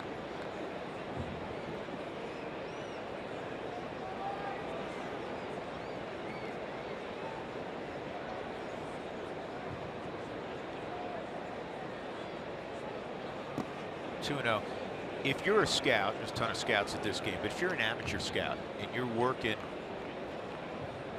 a Tyler Anderson game when he's 18, 19, 20, 21, one of the things that I'm sure, especially as he got older at Oregon, you're going to mark down from a pitchability standpoint really high grades. He understands at a young age, and he's still a young major league pitcher. He understands how to pitch. 2-0, fouled off 2-1. We always call it adding and subtracting, and for a pitcher, if you know how to add and subtract with your fastball. For example, his fastball averages 91 miles an hour. When he can crank it up to the 94, when he can bring it down to the 87, to the 88s, just varying your velocity with the same pitch. Ground ball right at Trevor Story, positioned perfectly twice in this game for Justin Bour. Through 5, Tyler Anderson has faced the minimum, and the Rockies lead 4-0.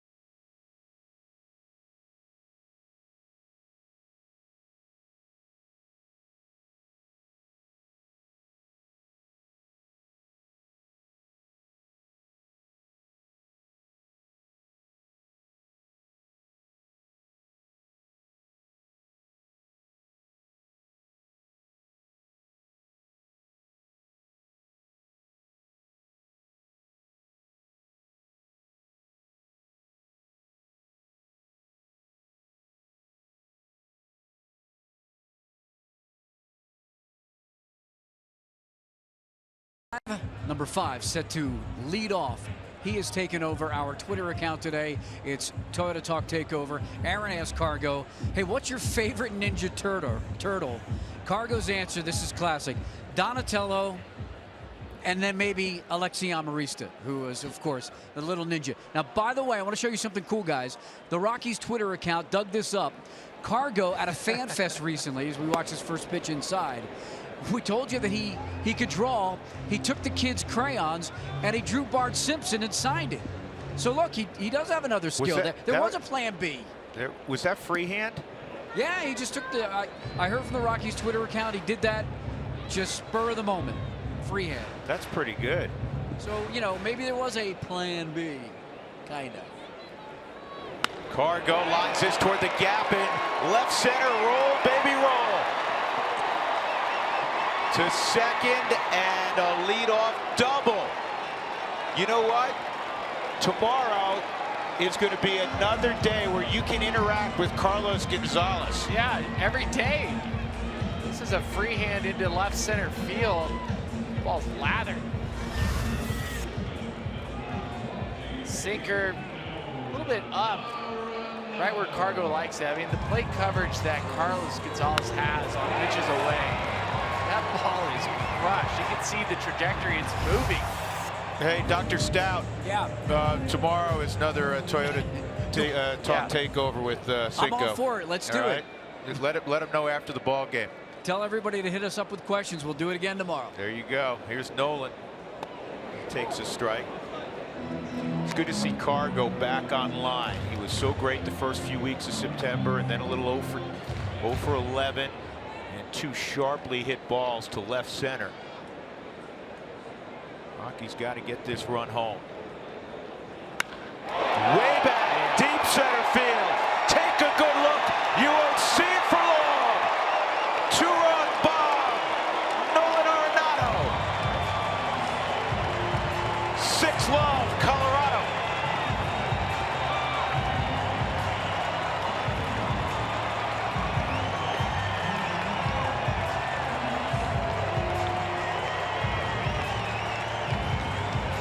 at the embrace between Cargo and Nolan at home.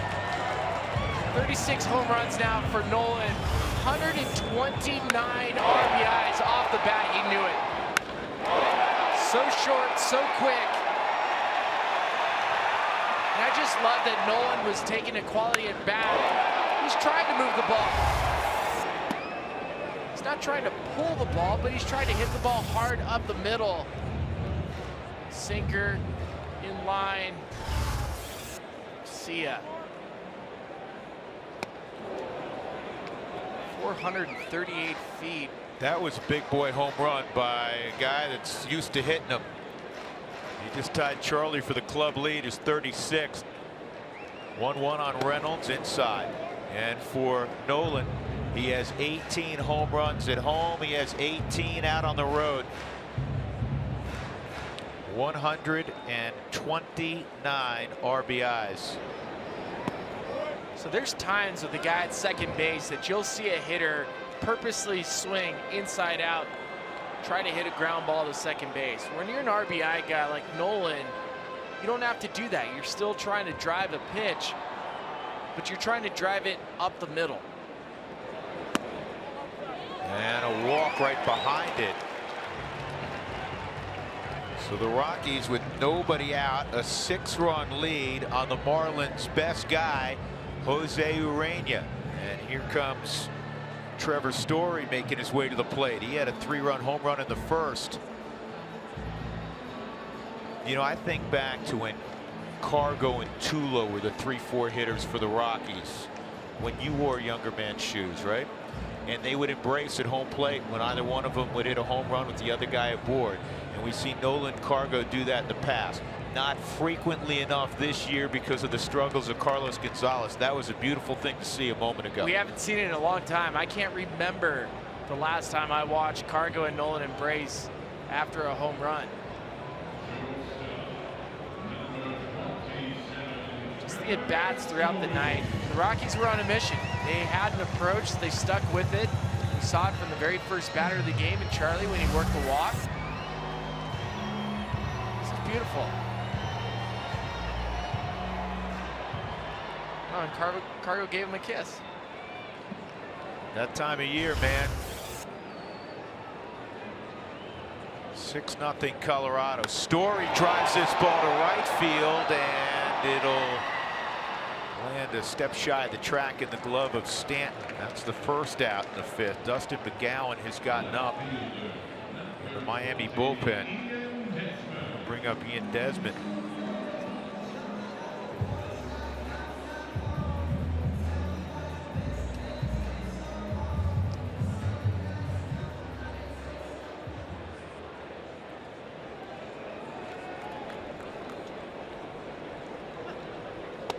Rockies last night fell 5-4. They produced 9 hits in the game.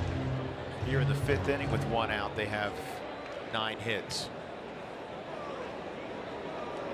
Desmond has an infield hit. He's 1 for 2.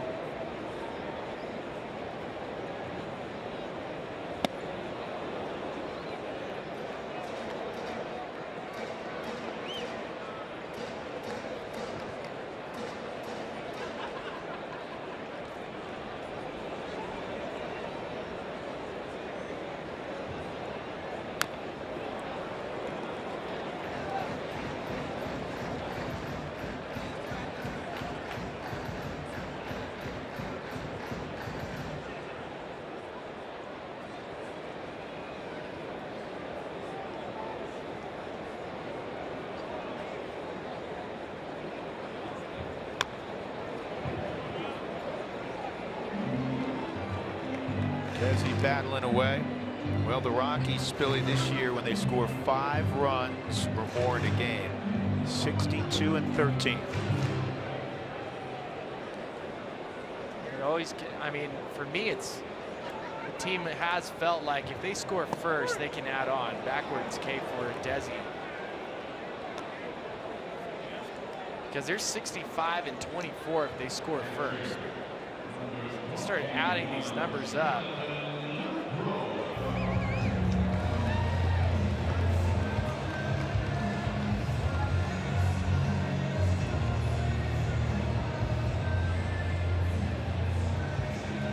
had Dougie dig through the stats. The last time that Carlos Gonzalez and Nolan Arenado embraced at home plate after a home run was September 11th this season in Arizona. That was the only other time the entire year. It's happened twice. Dougie gave you that? And where is that listed? You have a memory on hugs now too?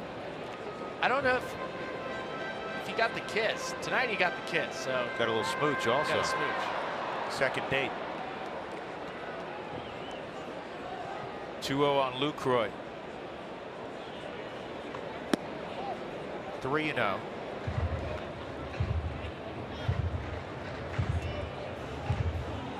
That ball was destroyed. And you made a note of this earlier, Spilly. It's a cold night. It's not like it's 95 and the ball's hopping out of the yard.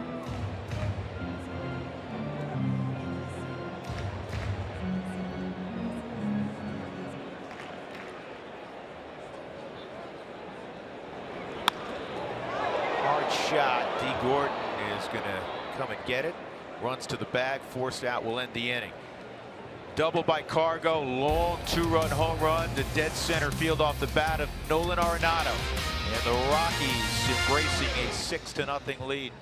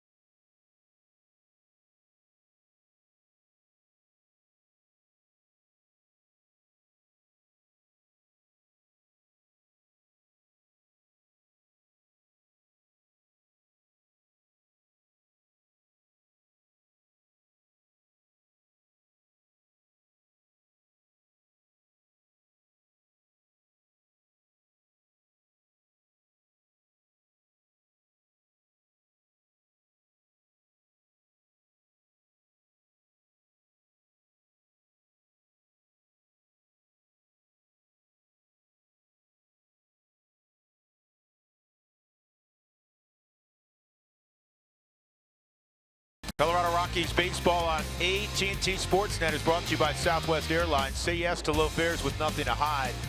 That's transparency. The city's aglow and the Rockies scoreboard is aglow. Up 6-0 in a much-needed ball game. 5 to go at the start of the night, and look what Milwaukee and Cincinnati are doing. Milwaukee had a 6-1 lead, and here come the new version of the Big Red Machine. It's now 6-5.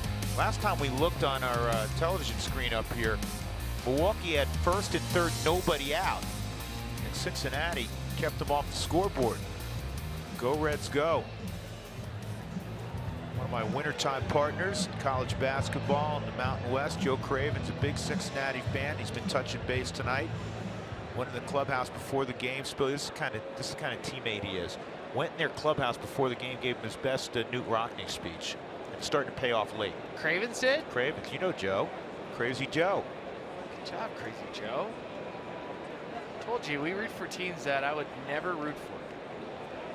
And I mean that in the nicest way possible. I'm sorry, I root for the Rocky Mountain. Top of the 6th inning, Brian Anderson. He struck out his first time swinging, and that first pitch misses from Tyler. Just 63 pitches to get through the first 5 innings for Anderson.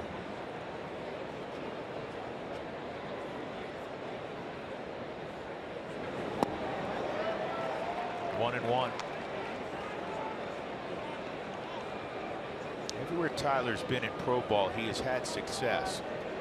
What he needs now is a long stretch of good health. He can pitch. He can flat out pitch. Doubles up on the changeup, 1-2. And he's so smart, not only from his study habits, but just in game. And he's working with the real good vet, Jonathan Lucroy. He stays out of predictable patterns.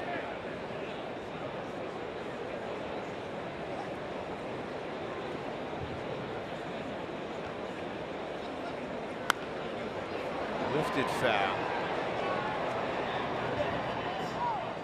I always think it's so important to be able to work with your catcher, and since Jonathan Lucroy's been here, he's caught this starting rotation, and really the Rockies staff to a 4.10 ERA. Really good. Kind of matches what they were doing in that first half when they had an ERA right in that neighborhood. 1-2. And a line drive base hit for Brian Anderson. Just a third hit for Miami. That'll bring up Miguel Rojas. Pitcher spot on deck. Miami will throw pinch hitter. AJ Ellis, the former Dodger. Watch the drive to the pennant with MLB.tv every night on every device. Watch every out-of-market regular season game live, plus get a free subscription to At Bat Premium, the #1 app for live baseball. Visit MLB.tv for details. Rojas hit a ground ball to Nolan. He made a nice play on it. That was in the third.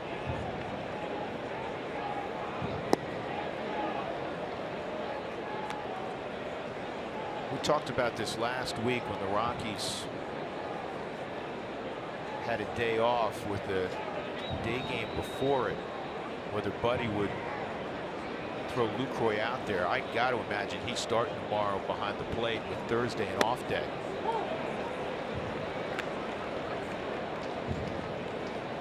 I don't see why not. You have to ride your horses all the way to the finish line. And in the last 10 games for the Rockies starting rotations, a 2.95 ERA. Sub-3 ERA, which is remarkable, and given the fact that the Rockies have been playing .500 baseball. And that's a base hit to right. For the first time tonight, 2 are on for the Marlins. And that will bring up AJ Ellis.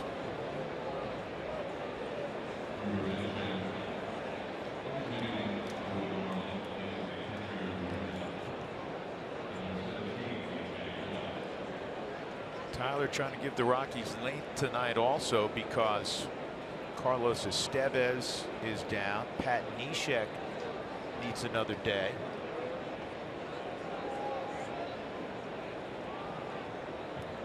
Scott Oberg's pitched a lot lately. Scott's in all likelihood not available.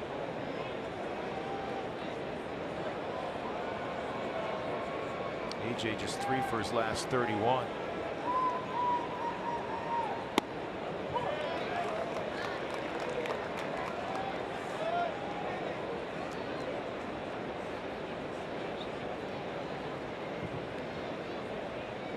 Ellis, a pro's pro. Played for Mattingly in LA. A little bit tardy, scatters a couple people in that dugout.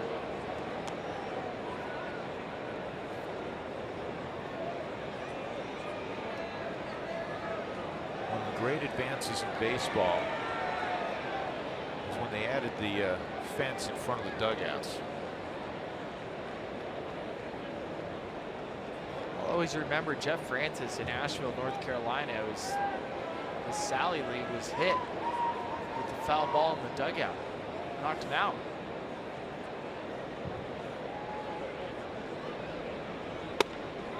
Came in, missed 1 and 2. That field's been around forever.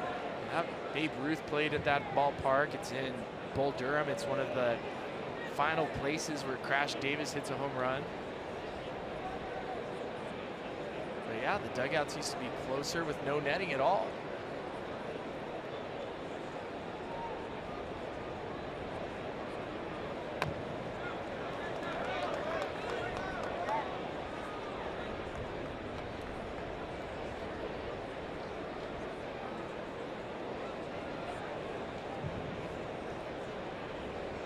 Gordon on deck. Be nice if Tyler can pick off his third double play of the ball game.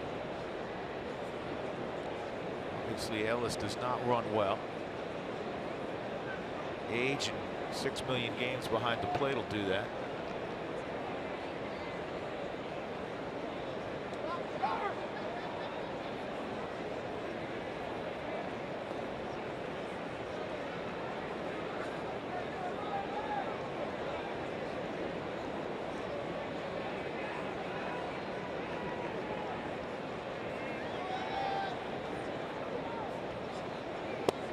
Strike three, inside corner, 1 out.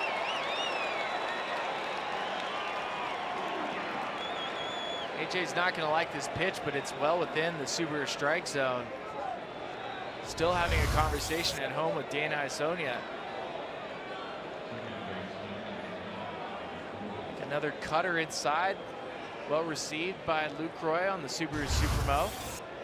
You can always tell good catchers, they angle themselves.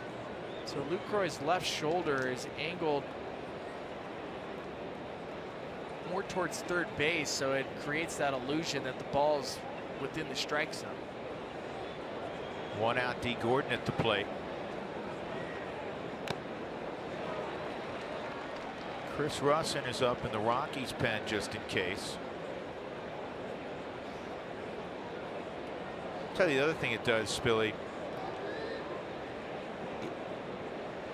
It allows a catcher to stay square to the baseball. In other words, if it's a right-handed pitcher with a really good sinker, you'll see him do the same thing, move that left shoulder forward a little bit, so the ball coming in is coming in more true to the catcher from his perspective. Makes it a little easier to receive.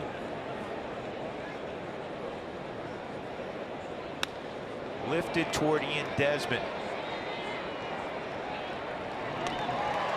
2 gone. And now the big Southern California kid will come up.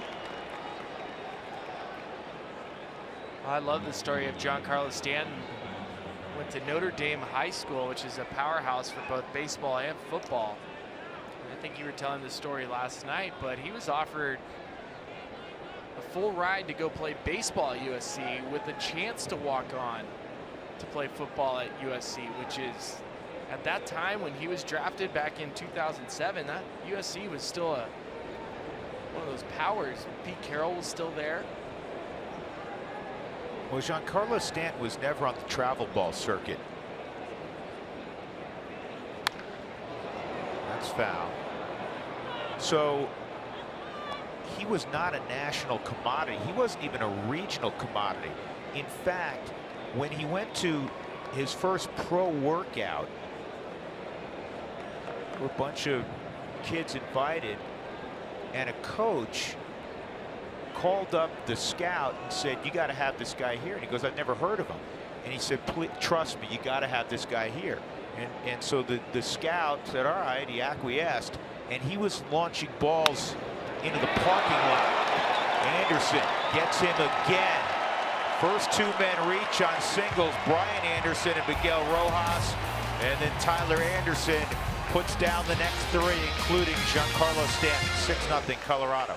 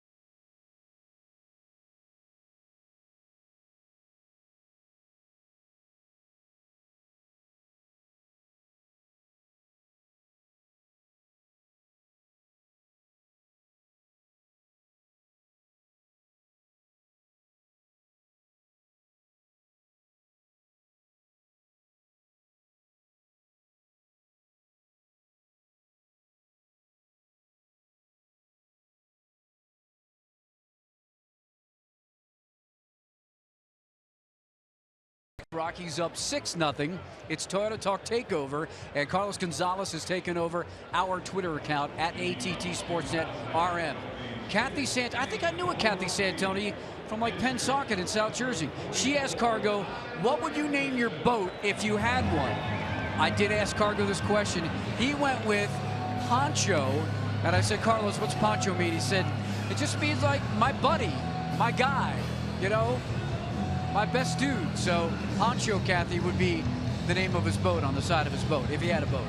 I don't know. Does he have a boat? I don't know. You never know, right? He lives in Florida. I know if I had a boat, yeah, I would name it the Green Monster, because that's what Giancarlo Stanton turned into.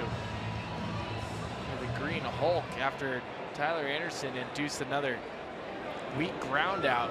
Plus, I'm not very good on boats. I get seasick. Tyler Anderson at the plate. Watch this, Drew. Off the end of the bat, watch him turn green right here.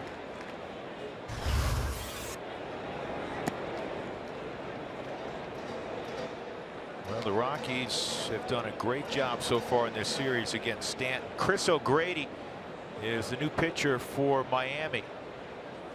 The Rockies run off Urena, and in 5 innings they get 6 runs on 9 hits against the leader of the Miami staff, who came in with 14 victories and a 3.5 ERA.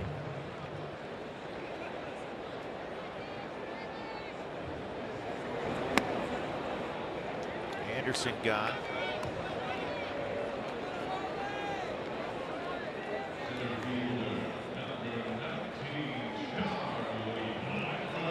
Numbers on O'Grady, 2-1 on the season. Not a lot of innings, 21 and 29 in the third, 28 strikeouts, 16 walks. That's a high amount of walks for O'Grady. He's keeping lefties below a 200 batting average. This is a guy that doesn't throw hard, 87 miles an hour with his fastball. He does have a cutter, a slider, a curve, and a changeup.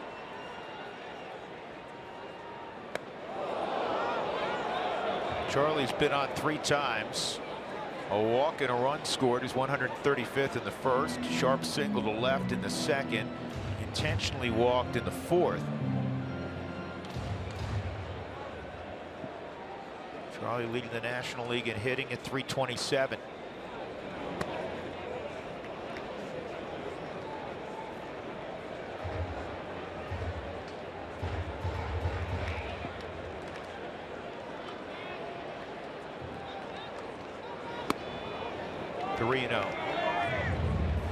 There's a young left-hander they have that they like a lot. Saw him a little bit last night, Harlan Garcia.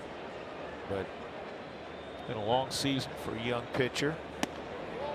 And a 4-pitch walk. So Charlie's been on 4 times. Here comes DJ. He's 1 for 3. Robbed of a potential 2-run single by D. Gordon his last time up.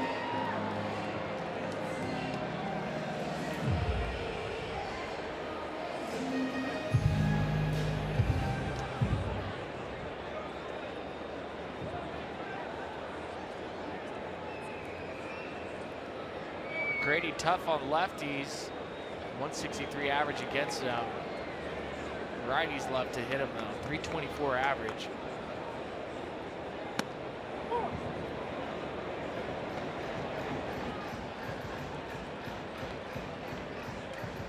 Javi Guerra has gotten up in the Miami bullpen.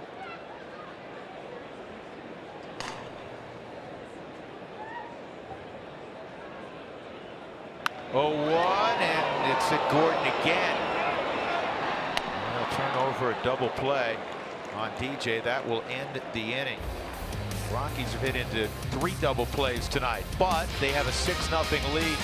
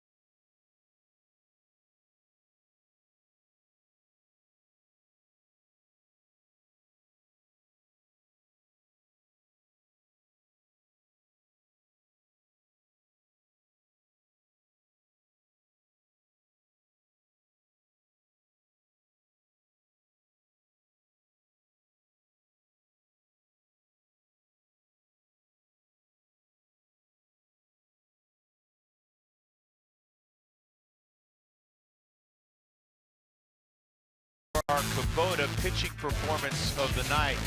Tyler Anderson's still out there and he's still dealing. Those two hitters got knocks against him last inning, and then he got the next three hitters, including Giancarlo Stanton.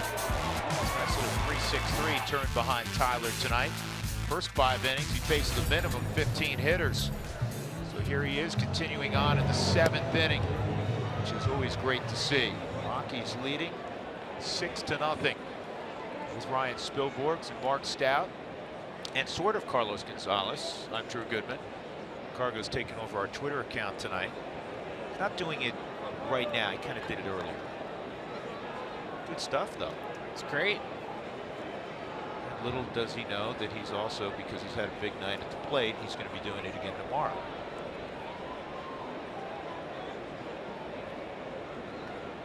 Christian Yelich takes a strike. Strike out in the 3-6-3 double play. Now the dugout said no way, and then Christian, you can see, mouthed the words that he didn't think it was a strike either. That's down low, 1-1. Well, according to the Subaru strike zone, the first pitch was a strike. Yeah, got the lower portion of the inside corner. 2 balls and a strike on Yelich. The way that Yelich was telling Danny Isonia that he didn't like the pitch is exactly how you go about doing it. Don't do a lot of body language. Don't turn around and point. Just stood in the box, looked at his bat, had a conversation.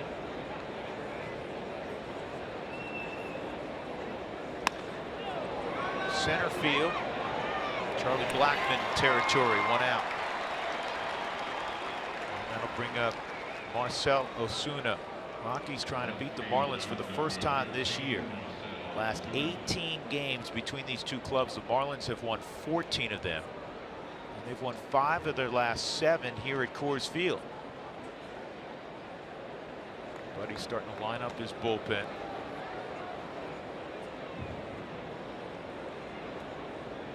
We were going over the different bullpen arms that you believed might be available tonight.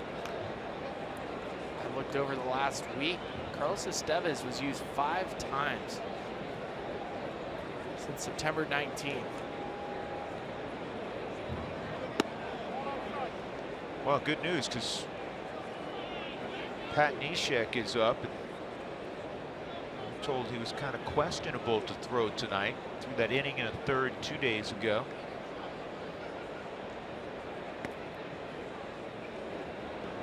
The guys that you're going to use for those high leverage spots, especially because the Rockies have been in a lot of close games, they're getting a lot of work.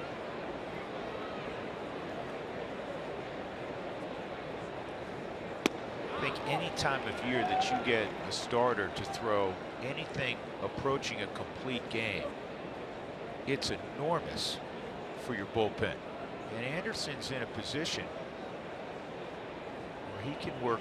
He's already working fairly deep by modern standards. And anything beyond the 6th inning today is looked at as the starter gave you lane. 3-1 on Ozuna. 6 1/3 delivered so far by Tyler. And by pitch count, depending on what happens here in the 7th, could be in a situation to go back out in the 8th. We'll see. Guys that haven't been used much lately, Adam Ottavino, he's available. He's only thrown twice this week. Zach Rosscup. Zach Rosscup's really impressed the Rockies with how he's pitched to lefties in particular. This is on the ground towards Story. Nice pickup, little spin, and a perfect throw. He's got the athleticism Spilly wanted. There's a lot of guys on the field that wish they could be as athletic as Trevor Story. You come to batting practice every day, he works on this play. Does it at least 2 or 3 times during every batting practice just so he knows, and they'll keep pushing him. You see Tony Diaz and Stu Cole hitting ground balls. It's fun to watch them work on plays that you think like that's all just natural reaction. It is, but it isn't, because the natural reaction is going back on plays that they've been working on. Mark Reynolds may have a play here, Spilly, right near the stands. He's got it.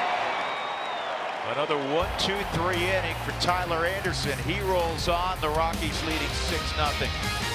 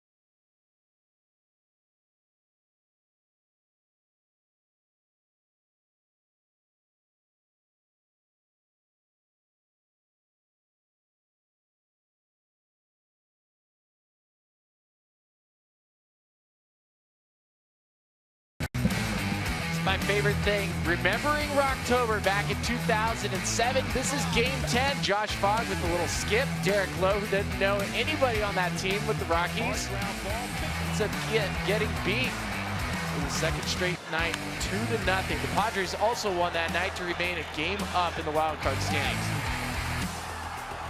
I love that 2-low play. There is a side story to that game, and it's true.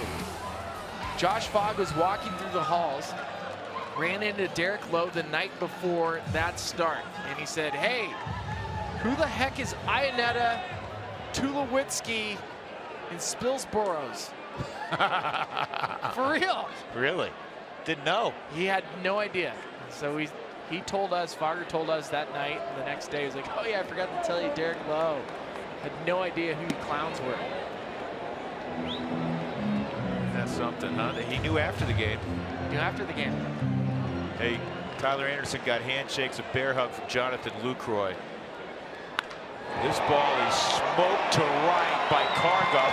The wall takes a beating, and Stanton thrown towards second. Cargo's in there. Hopefully he stayed on the bag. That's why. He's hugging the bag now. Miguel He's hugging Rojas everything tonight. kept the tag on. Cargo, single, double, double. That was an absolute missile off the scoreboard. Cargo sliding. It doesn't look like Rojas held the tag. Yeah, but I don't think he's tagged. Right, I'm with you, Spilly. I think he took the glove off. Yeah, There's the the glove's glove. off. And I don't think he ever tagged him again. He may have caught his left leg when the tag was going up. Yep, they're gonna review it. Stanton played it perfectly. I mean, if it hits hard off the wall, Cargo's gonna have a triple. He came right down to Stanton, and he's got a big arm. Well, Andy's angry.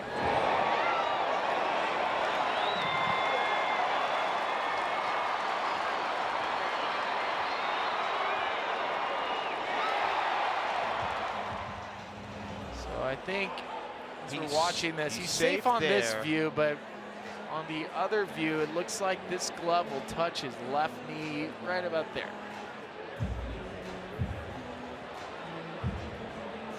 I think that's what the video folks on Miami side saw. Came back.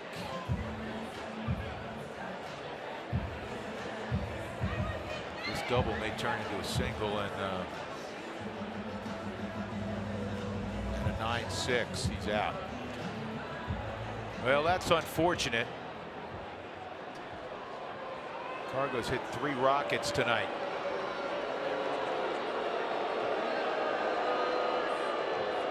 Don Mattingly is going to make a pitching change.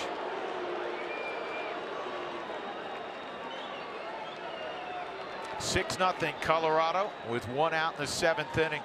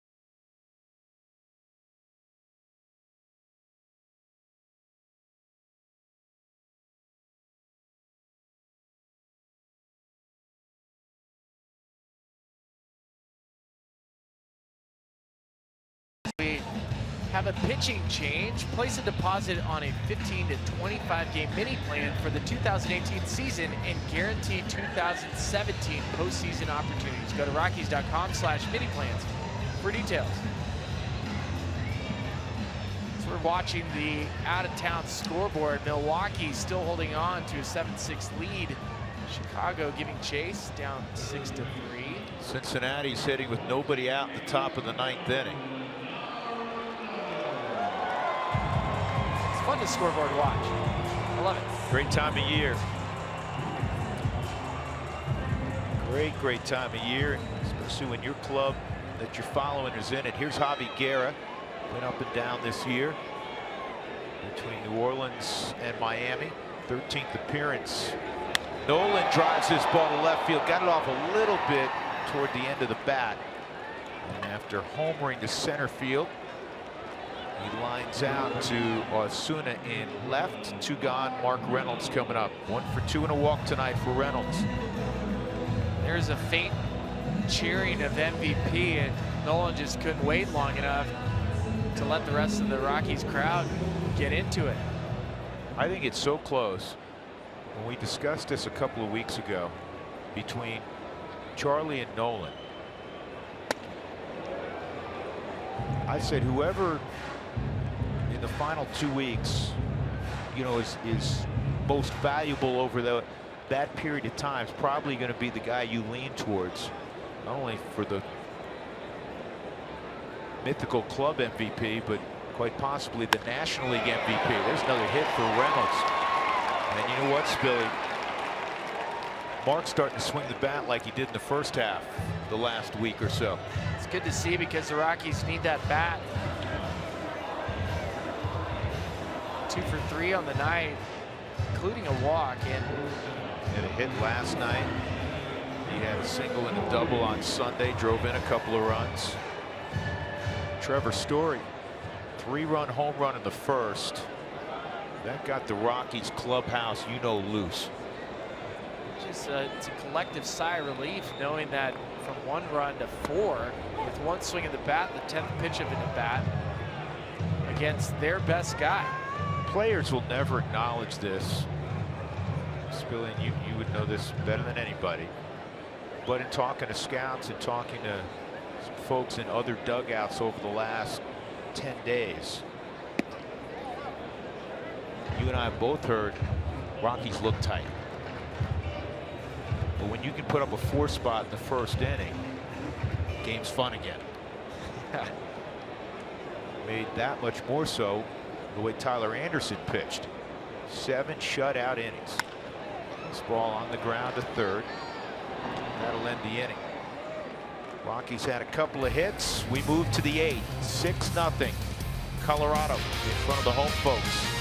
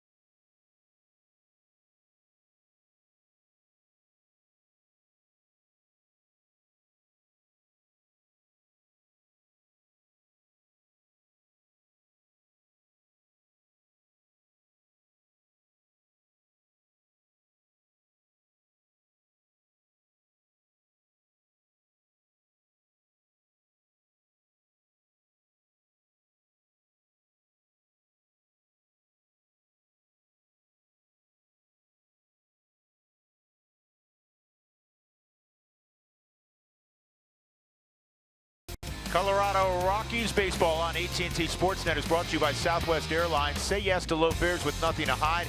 That's transparency. And by the Wyoming Office of Tourism, Wyoming is full of adventure. It's time to find out if you are too. That's why TravelWyoming.com.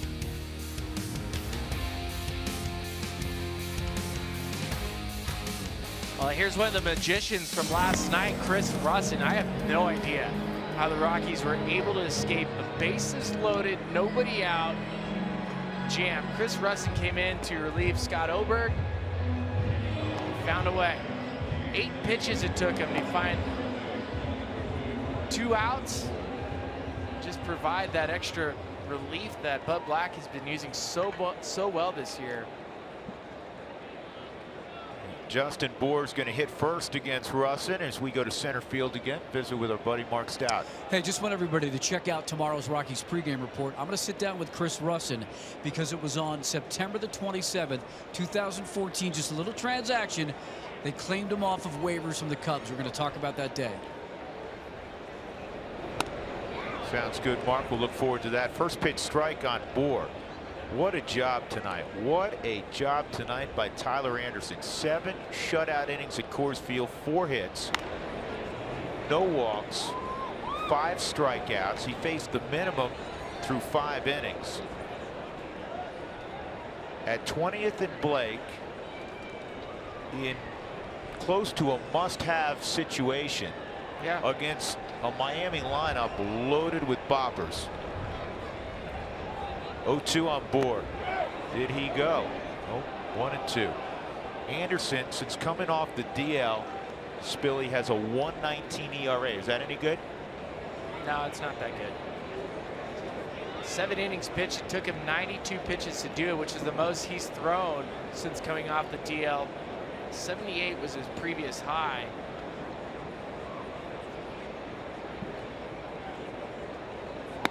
Oh, he got him with the quick pitch. Bour is gone, and he kind of just waved at that pitch. He's almost grinning. It is, as a hitter, when somebody does this to you, and I believe this one's a slide step changeup. Slide step slider. It really makes the hitter feel like, oh man, I got to speed up. Here comes fastball. And then when you pull the string on him, you see Justin Bour's reaction. It's classic. Brian Anderson at the plate. 1 for 2. High drama at Miller Park in Milwaukee. The Reds with a runner at second. Had a runner there with 1 out. Now there's 2 outs. Down a run, 7-6. And the Cardinals just added a run on the Cubs, so it's 7-3 Chicago in the 7th inning.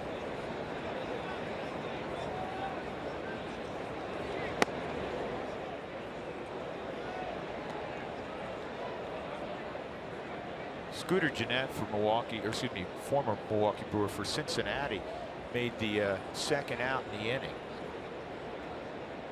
3-0. It's in there 3-1. The reason I bring him up, you see his numbers, Spilly? 27 homers, 90+ ribbies, and he's hitting close to 300. It's a good waiver claim, just like Chris Russell. Also had the 4-homer game earlier this year.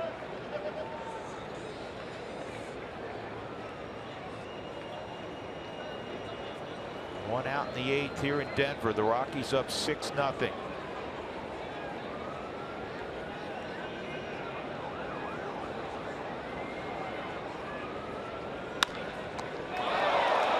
Russin.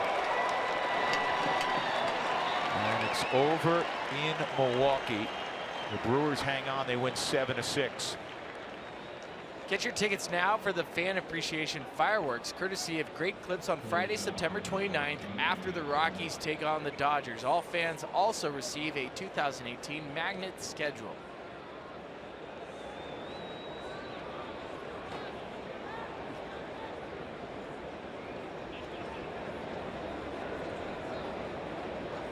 It's Miguel Rojas.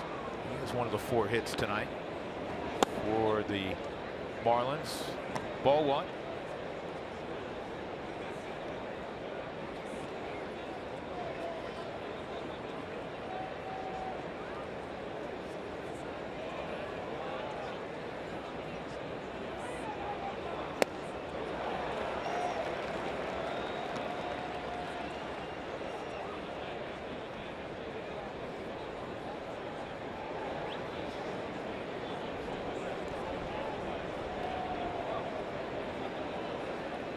One and one on the shortstop for the Marlins. Watching Russin follow up Anderson. Miami saying, is this the same guy? Just changed uniform numbers? The arsenal has a lot of similarities. It really does.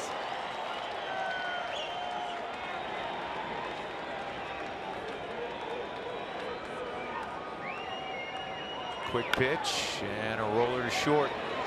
Story stays low, and it's a beautiful 1-2-3 inning for Chris Russin. Middle of 8th, the Rockies 6 and the Marlins nothing.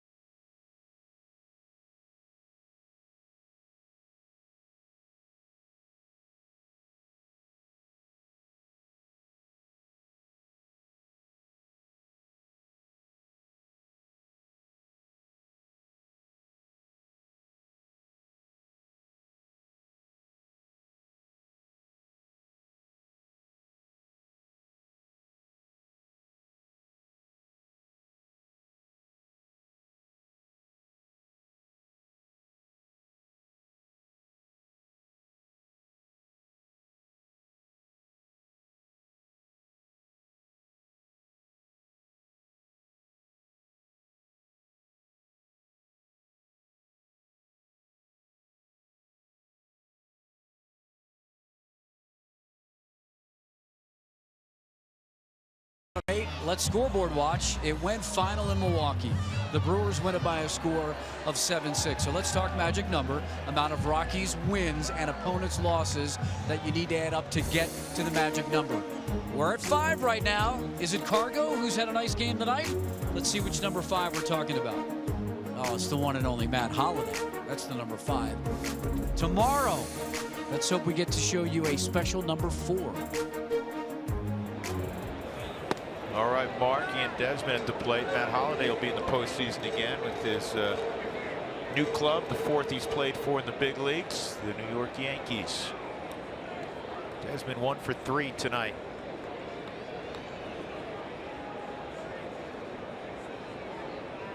Bobby Guerra still out there. 2-0. Holliday, before the season even started, in his time with the Yankees, he said, hey, there's a guy on this team, Aaron Judge, is something special. He was right. 3-0. There were some pictures around spring training that went out. Matt was standing right next to Aaron Judge. Oh, dwarfed. And Aaron Judge dwarfed Matt, and Matt's 6'3½", 250 pounds. Ball 4, 4-pitch walk to Desmond. Even at the All-Star game, Giancarlo was excited to meet Aaron Judge. He said, hey, it's my little brother, except he's bigger than me. He's bigger than Giancarlo. Outweighed him by what, 30 pounds? Yeah, and I've said this before. Giancarlo's listed at 6'6". He's not 6'6". He's 6'7". He's at least 6'7". Lucroy a walk, 0 for 2. Alexi Amarista coming out in the on-deck circle. And if you were going to carve a corner outfielder to be a slugger, would you take Giancarlo? This is up the middle, of base hit.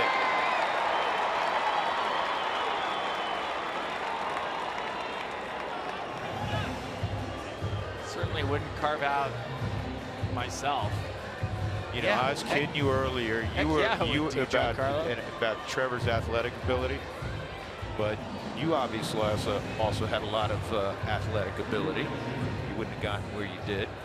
And I've seen you catch the football before in the clubhouse from Matt Holliday, and I was, you know, somewhat impressed. You had decent hands. I had good, yeah. You were the only one who wanted to catch a ball from Holliday. I've told you this story. I used to put my jersey on backwards so the number would be on the front. And with Holliday and with Todd Helton, and even back in the day where Peyton Manning was down in the Rockies clubhouse while he was rehabbing during the lockout, I would catch footballs for Peyton Manning. How cool was that? It was awesome. Did you go home and call a lot of people? Well, look, the very first couple throws Peyton Manning threw after neck surgery weren't pretty. Remember, famously, he called his buddy Todd Helton, and Todd's told this story, and Peyton since told it also. Literally, he couldn't throw the ball 10 feet. It like dropped at Helton's feet. He hit himself in the head with the football. I'm serious. I stood there and watched it. It took a lot of courage to even do it in public, right? Semi-public. I'm telling you, because of the way that the union was set up with NFL, it's Michael Tachman pitch running for Jonathan Lucroy. The NFL, the trainers were with the ownership.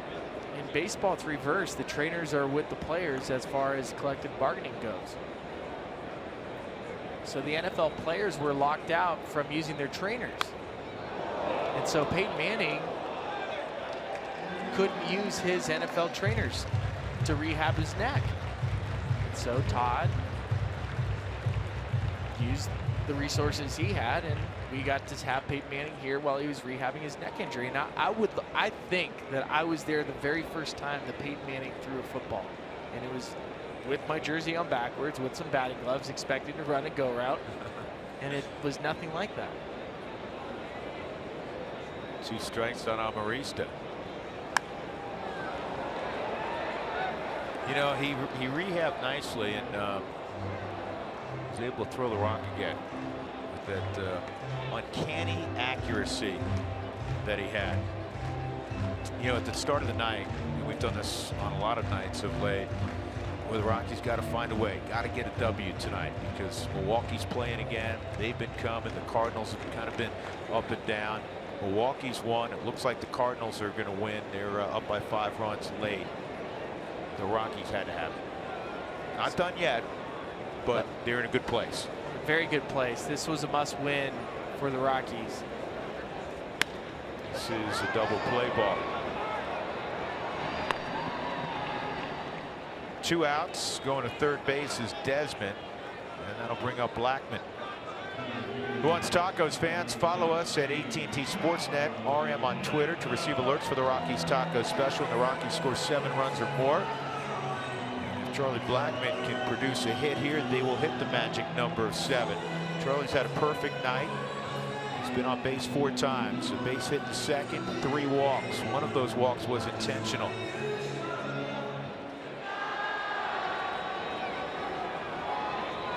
The only thing that you criticize tonight with the Rockies is they've hit into 4 double plays. And they've hit into a bunch this year more than any other team in the National League. Charlie's been perfect tonight. 1 for 1 with 3 walks, and I think it's important to note .327 batting average. He's a guy that just came back off the disabled list, Bryce Harper, that played in his first game tonight in Washington. Harper's only about 18 at bats away from being qualified. He's hitting .325. It's going to be close whether he's able to qualify or not. 6-0.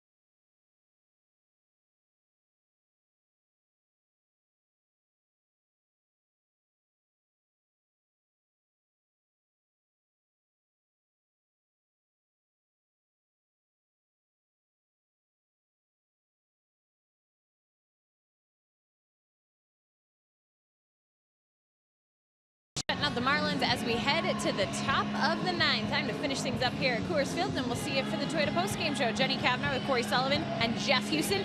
I'm not going to say my what's on the line was right, but score first, huh, fellas? 4 runs in the first inning. I'm just saying. No, you were right on right there. But Tyler Anderson, how good was he? His fastball cutter, changeup combination just devastated the Marlins hitters. Not a lot of hard contact, a lot of soft contact, no free passes, 5 punches. She called it though. You needed runs in the first inning. Trevor Story with the home run. Big home run. Big. Get him on the board first. You need the offense to be big. Yes. And they were big tonight. I just want to use it one more time. Big. Guys, we'll send it back to you for the top of the 9th. We'll see you right after the game. All right, Jenny, thank you. Rockies need 3 more outs. There's Tony Walters in for Jonathan Lucroy. He had a base hit and was pinch run for. So Tony will catch Mike Dunn here in the 9th inning. Mentioned it yesterday. Mike Dunn pitching his 500th appearance. And before the game, him and his wife gave a check to the Wounded Warriors for $20,000. Every Monday home game, Mike Dunn usually brings veterans out on the field, brings them to baseball games. He's done it since his time with the Marlins.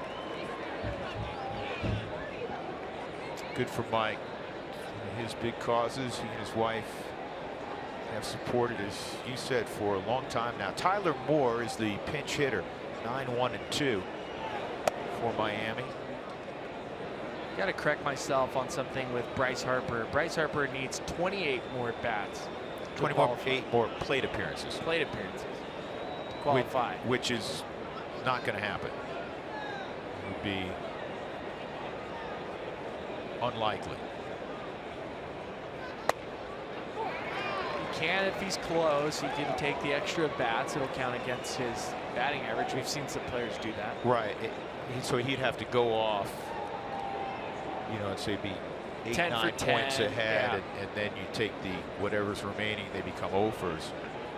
So Charlie, you know, I'm sure he's not worried about that right now. He's in a good position to win a batting title.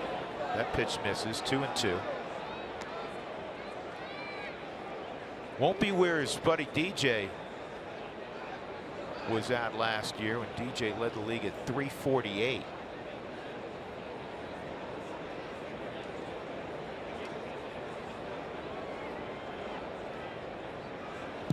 And a strikeout of Moore.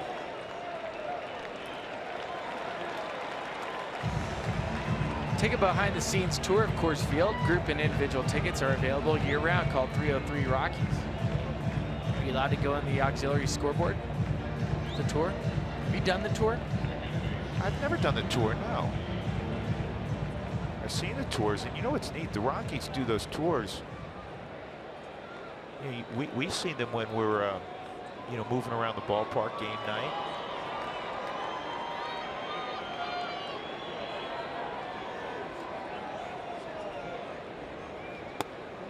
Here's a strike. D. Gordon had a base hit in the 4th. A couple of fly balls to left otherwise.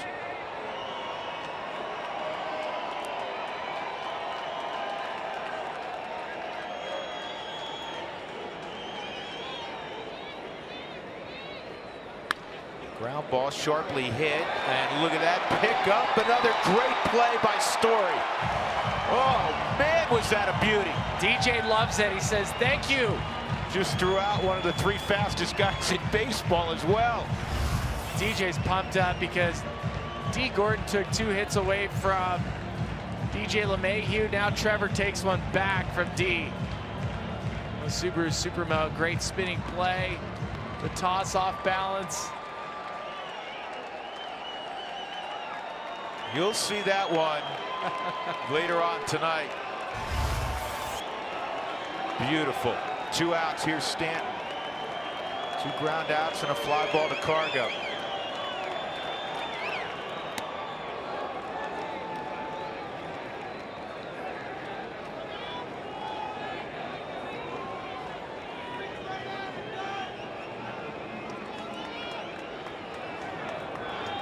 Done against his former teammate Giancarlo Stanton. Line drive, and that is going to be a double for Stanton. It's his first hit in this series. He has never gone hitless in consecutive games against the Rockies. He's played 51 games against Colorado.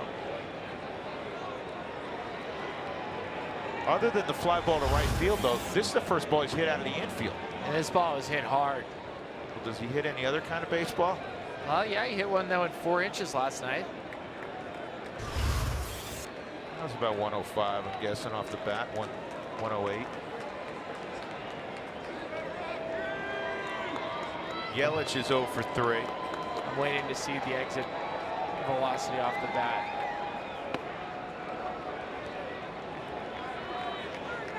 It's the perfect time to marvel at Giancarlo Stanton when it's the 9th inning and they're losing by 6. You're talking about Aaron Judge. 2 enormous human beings who are really gifted at swinging a bat. But the ball off the bat is different from each of these guys. Stanton hits a ton of line drive home runs, line drives like we just witnessed. Judge hits these majestic shots like he was doing at the All-Star game in the Home Run Derby. He had to change a ground rule in Miami because he hit the roof beyond the fence, which had never happened before.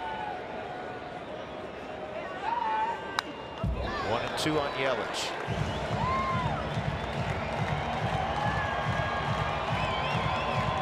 I was looking at this yesterday. When you look at the hardest hit balls by exit velocity this year in baseball, every year it's always Giancarlo Stanton.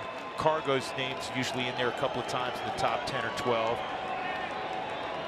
This year it's Aaron Judge, then Stanton, then Aaron Judge. Miguel Sano sprinkled in for fun. Yeah, Cargo has the hardest hit ball by a Rocky again this year at 117 plus miles an hour. Cargo hit a ball off the wall tonight that was really smoked. 1-2 on Yelich with 2 outs. Whoa, that almost got Freddie Gonzalez. That's what Christian said. Whoa.